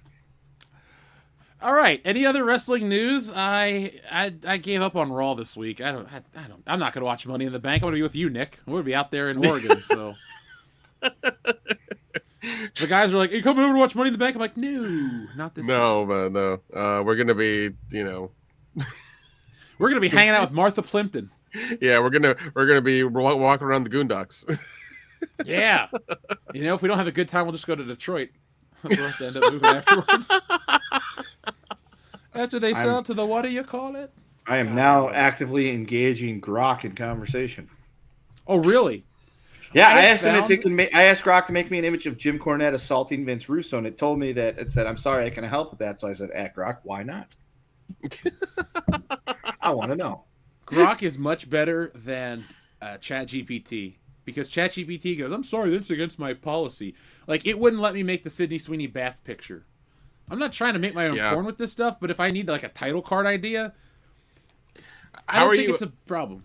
How are you making the title cards? Are you using Grok?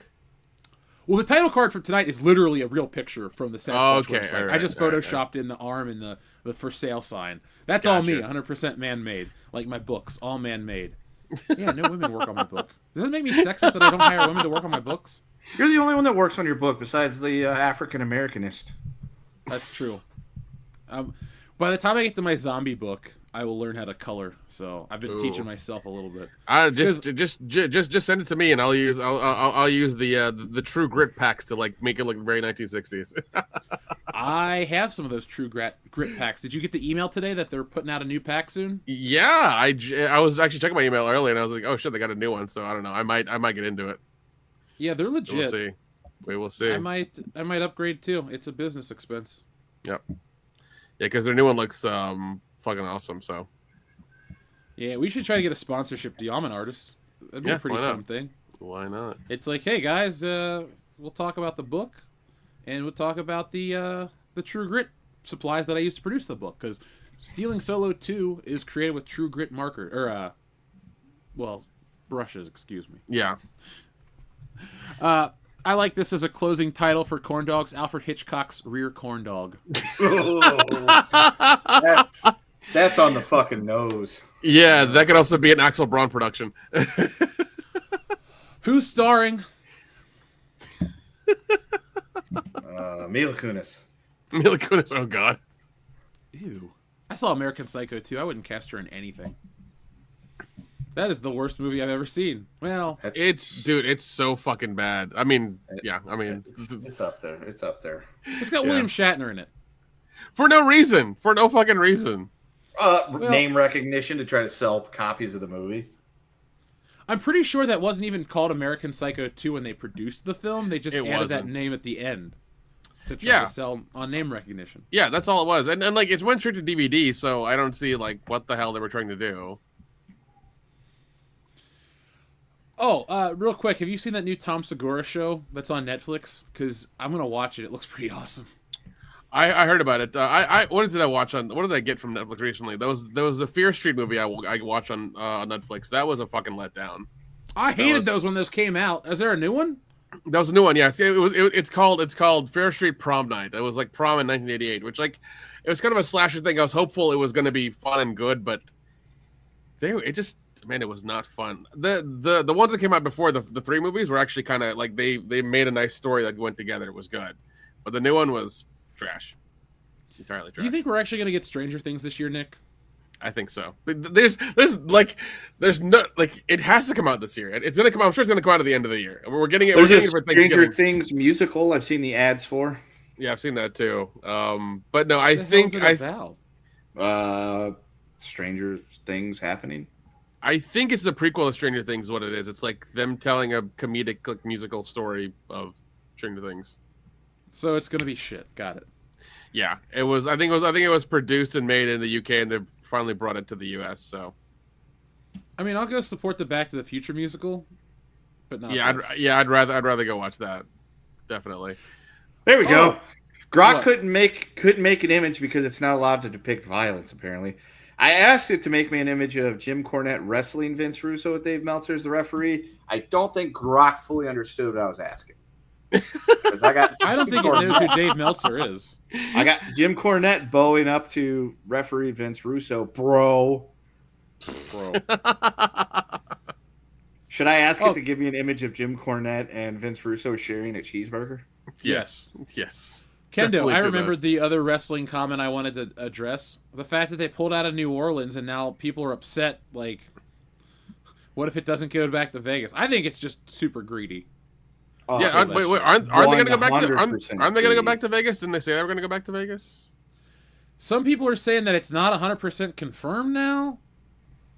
I don't know what to believe. Jesus Christ, man! I kind of hope it backfires on them because it's the WWE, and I Well, love when I a billion-dollar company fails. Yeah, and I mean, especially with them wanting what $20,000 for one of the front seats. I mean, yeah, that's going to happen. I mean, 40 for SummerSlam. Jeez, pricing out your fans is not a good fucking idea. They're not just pricing out their fans; they're pricing out like everybody. Yeah. Like $40,000 for a 2-night wrestling show. That's 8 Yeah, hours when of you- wrestling. Yeah, No, thank you. and when you can't guarantee certain stadiums and arenas, like you're gonna have a fucking problem trying to get them, from moving on. So it's gonna be difficult. You're gonna have to get smaller and smaller venues Nick, to fill the they seats. want you to pay $40,000 to go to SummerSlam that's hosted by Cardi B. Oh, get the fuck out of here!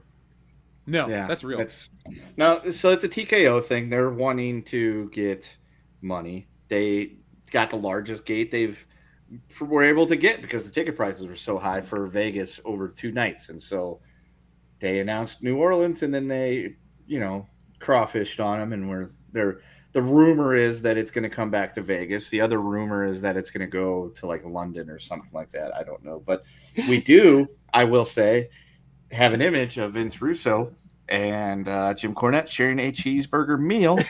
However, Jim Cornette has a mustache, which makes absolutely no sense. So I can make Jim Cornette sit down and be friendly with Vince Russo, somebody that he hates, but I can't get an image of them two fighting each other, and I don't understand it.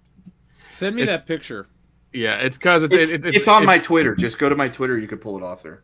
Yeah, it's Okay. it's just the AI guidelines and their bullshit. That's all it is. So Yeah.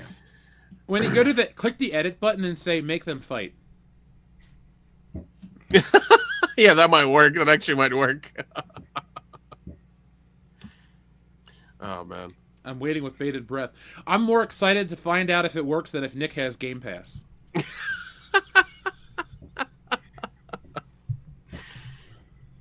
John Joseph, I'm sure people would pay to have Vince McMahon take a dump on their chest. Oh God.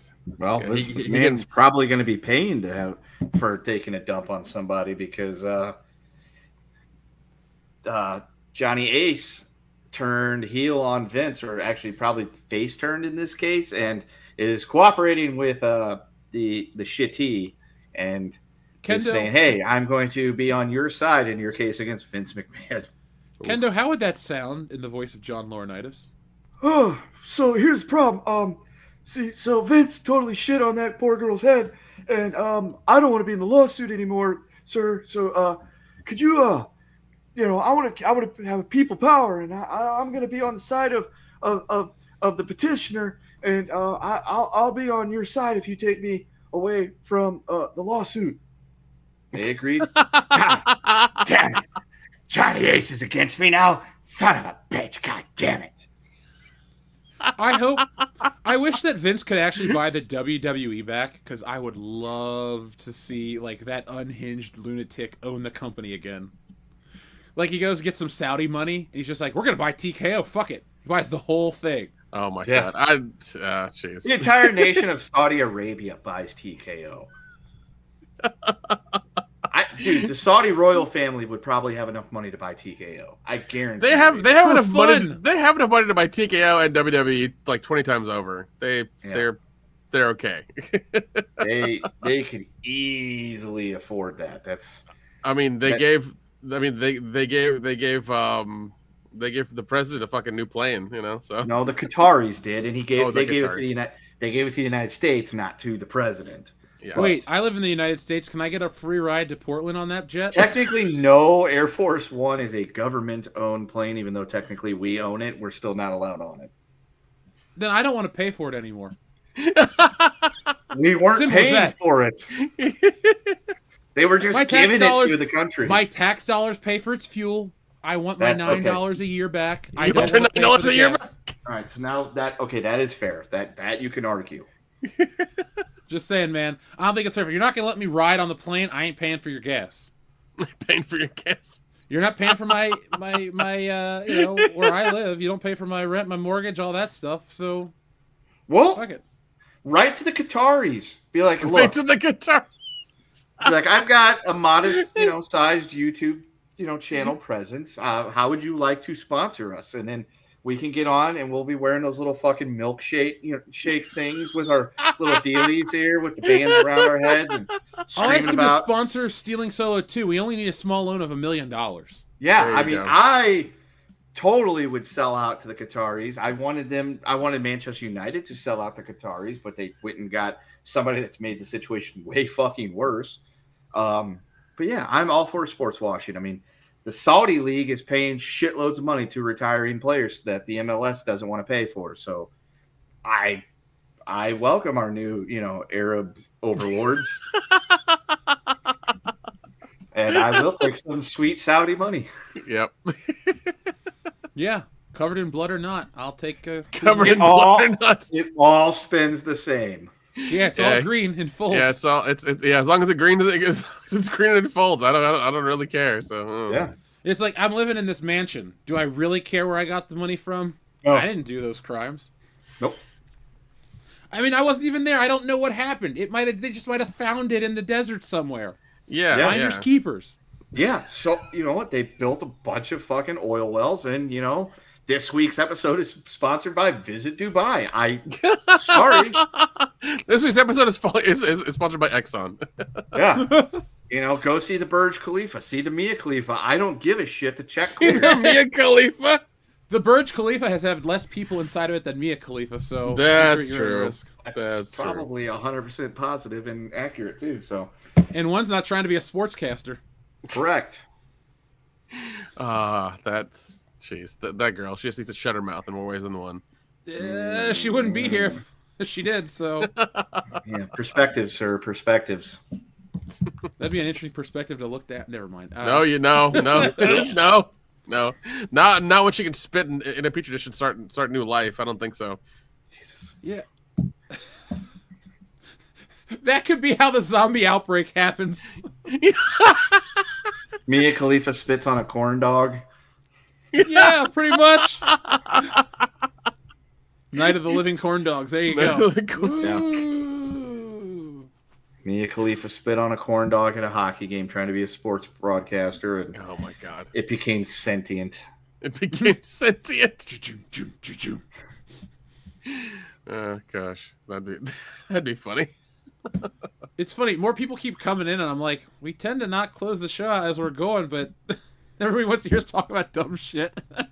Yeah, like selling out to the Qataris and, visit You Dubai. know we're gonna get some Fly emails Emirates. about. We're gonna be like, you guys are anti-American, blah blah. It's like, Are you fucking kidding me right now? No, it's that a right goddamn there is joke. one. Selling out and making money is the most capitalist thing you could do. That is Most the most American. American thing you can do. Yeah, anybody who says, anybody, demonizes somebody for being a sellout, go fuck yourself. I'm sorry.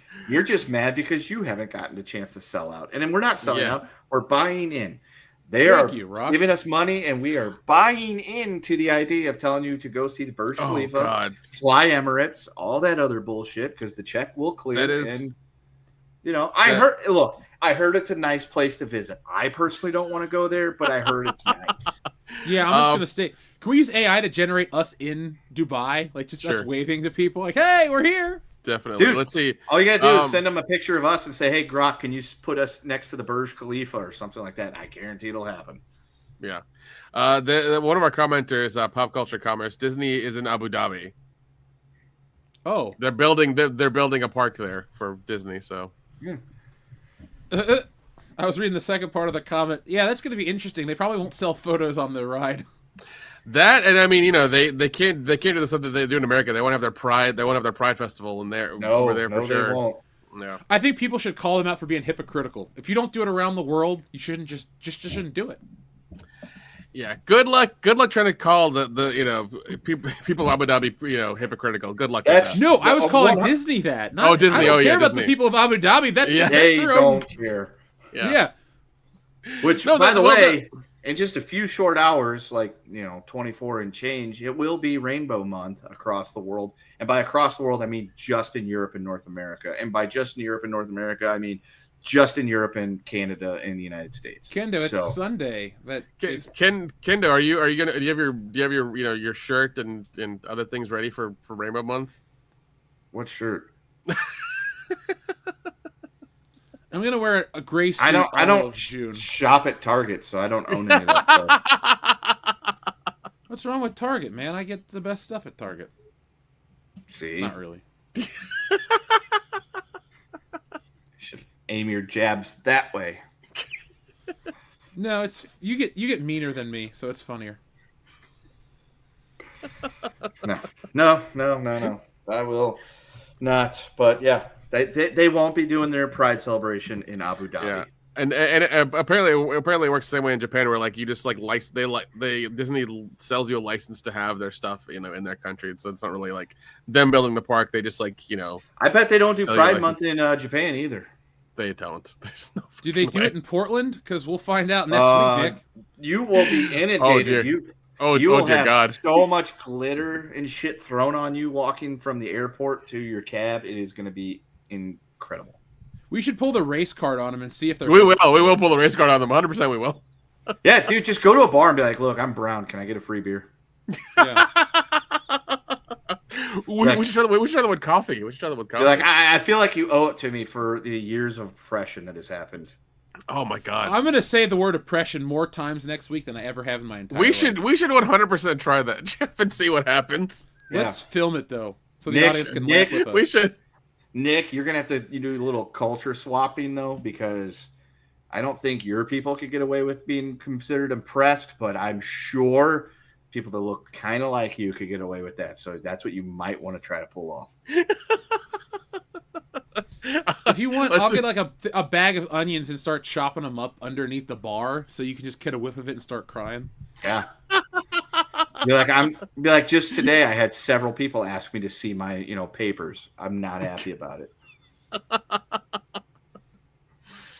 I could do that. That will work. Yeah. I just want to see how out there batshit weird those people are.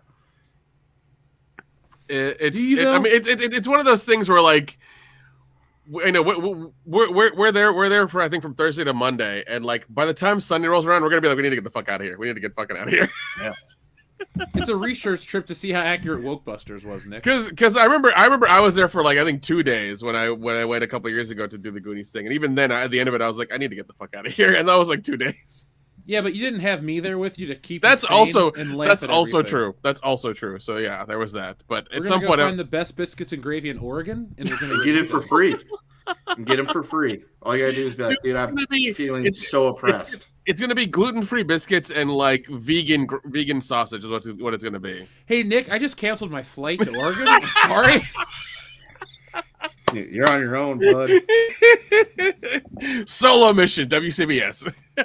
Yeah, you could have had a good time. We could have hung out, but no, you gotta ruin it with the vegan gravy. Ew. What are you? Who are you? Hey, I'm not saying I'd eat it. I'm just saying it's fucking Portland. Okay, that's what I'm saying. Or it's Oregon is what I'm saying. So the thing is, we won't even be in Portland. We're flying there, and then we're leaving there within an hour. Yeah, we're driving an hour and a half like further west. Yeah, we're going to the Goondocks. We're going to a small little bed and breakfast. I don't know where the hell we're going. Nick organized everything. All I know is that we're gonna have a good time, and we won't be live next Dude, week. that folks that will have something for you. The majority of the place right where everything is like walking distance from like everything's within walking distance of each other, so we're fine. Oh, good. Yeah. So we're just gonna walk everywhere, and yeah, I mean, we might even take the car to like go to like the other locations of like where they, where Triple Stones is and stuff like that, and those things. So where the national park is and stuff. But that'll be about it. I think, in all seriousness, I'm gonna try to watch The Goonies every day until we leave. It's just so I'm like so keyed in, where I'm like, "Where's the arcade / bowling alley where Chunk got the milkshake on the window?" I know where that is. It's not. I think it's like 4 blocks from our hotel. Oh, shit. Way to dox us. Now people are gonna be like, "All right, 4 blocks in which direction? We're gonna triangulate it, carry the 1." Fuck, there they are. Folks, we're not hard to miss. I am not. We're really not. We're really fucking not. But even then, like a couple of days, we're gonna drive around getting all the other locations and stuff. So. Oh hell yeah, we are. Yeah. Yeah. Now, Nick, I'm gonna make you a promise. I want you to make me the same promise. We don't fight Corey Feldman. We just let him go. Okay? He's gonna start shit with us. He's gonna remember us from a horror con. We're just gonna look him in the eye and say, "I'm sorry for what happened to you," and just ask him to give you a guitar solo. Yeah. Ascension, Millennia. We'll just start singing to him. Oh my god. I know there's a couple. I know there's like you can buy a couple of autographs. I might buy one. I might buy like 1 or 2 while I'm there. Just from who? Just to have. What's her? Oh god, what's her Martha name? Plimpton? Yeah. Yeah. Her uncle Bill is a great animator who won an Oscar. If you haven't seen an animated short called Your Face, folks, you should check it out. It's really trippy. Yeah, I like her in a show. Oh, what was that one? It was like the follow-up to My Name is Earl. It was a Greg Garcia show. She was pretty good in that. But I don't know. Whose autograph would I pay for? Carrie Green. Or I think I think Rosalita died. Oh, well, that was my one and only autograph I was gonna get, or the mom, but she's passed away too. Yeah, yeah. I think Robert Davi be there? Yeah, Robert Davi's gonna be there. Shit, I better bring my License to Kill Blu-ray. Yeah, Robert Davi's gonna be there, and he's gonna be at one of the panels as well too. So. You know what? I'm just gonna bring my copy of Die Hard to get him to sign that. Yeah, Johnson and Johnson. No relation. Just walk up to him and be like, "It's just like fucking Saigon, Slick," and just drop it in front of him. I'm sure he would fucking love that because he's like, "Okay, good, you're not talking about the goddamn Goonies." Yeah, The Goonies is a great movie, but Die Hard's better in every conceivable way. Yeah, it is. It is. I'm trying to think of a way that The Goonies beats Die Hard. No. It has more children in it. Too many. Yeah. It has more kid actors. The better kid actors are in The Goonies. There you go. I don't know. Jack and Lucy McClane have like 5 seconds of screen time, and that's perfect for me. That's fair. No. Die Hard wins. Damn, more people just keep rolling in as we're trying to close it out, Nick. Yeah, I know. It's fucking crazy. Well, folks, you can always feel free to go back to the beginning and listen from there. Yes. Honestly, all joking aside, though, folks, we love doing the show. Thank you guys for making this one a bigger show than last week. Let's keep those numbers going up. Let's keep this thing going. We want to get about 1,000 people watching each week. Then our goal is to get to 2 to 4 to 5,000 because we are world class after all, and we believe that we can have that happen soon. Well, Mr. Vanishing, that's the beauty of the internet. You can go back and watch this replay. We don't take the show down. And in the morning, it'll be available on Podbean, iTunes, Stitcher, and all the other wonderful platforms that you can find world-class content. Except no substitutes, folks. We are the epitome of pop culture, and we're here, well, to do something. But until next time, folks, be smart, be safe, be cool, but always be excellent to each other. .com.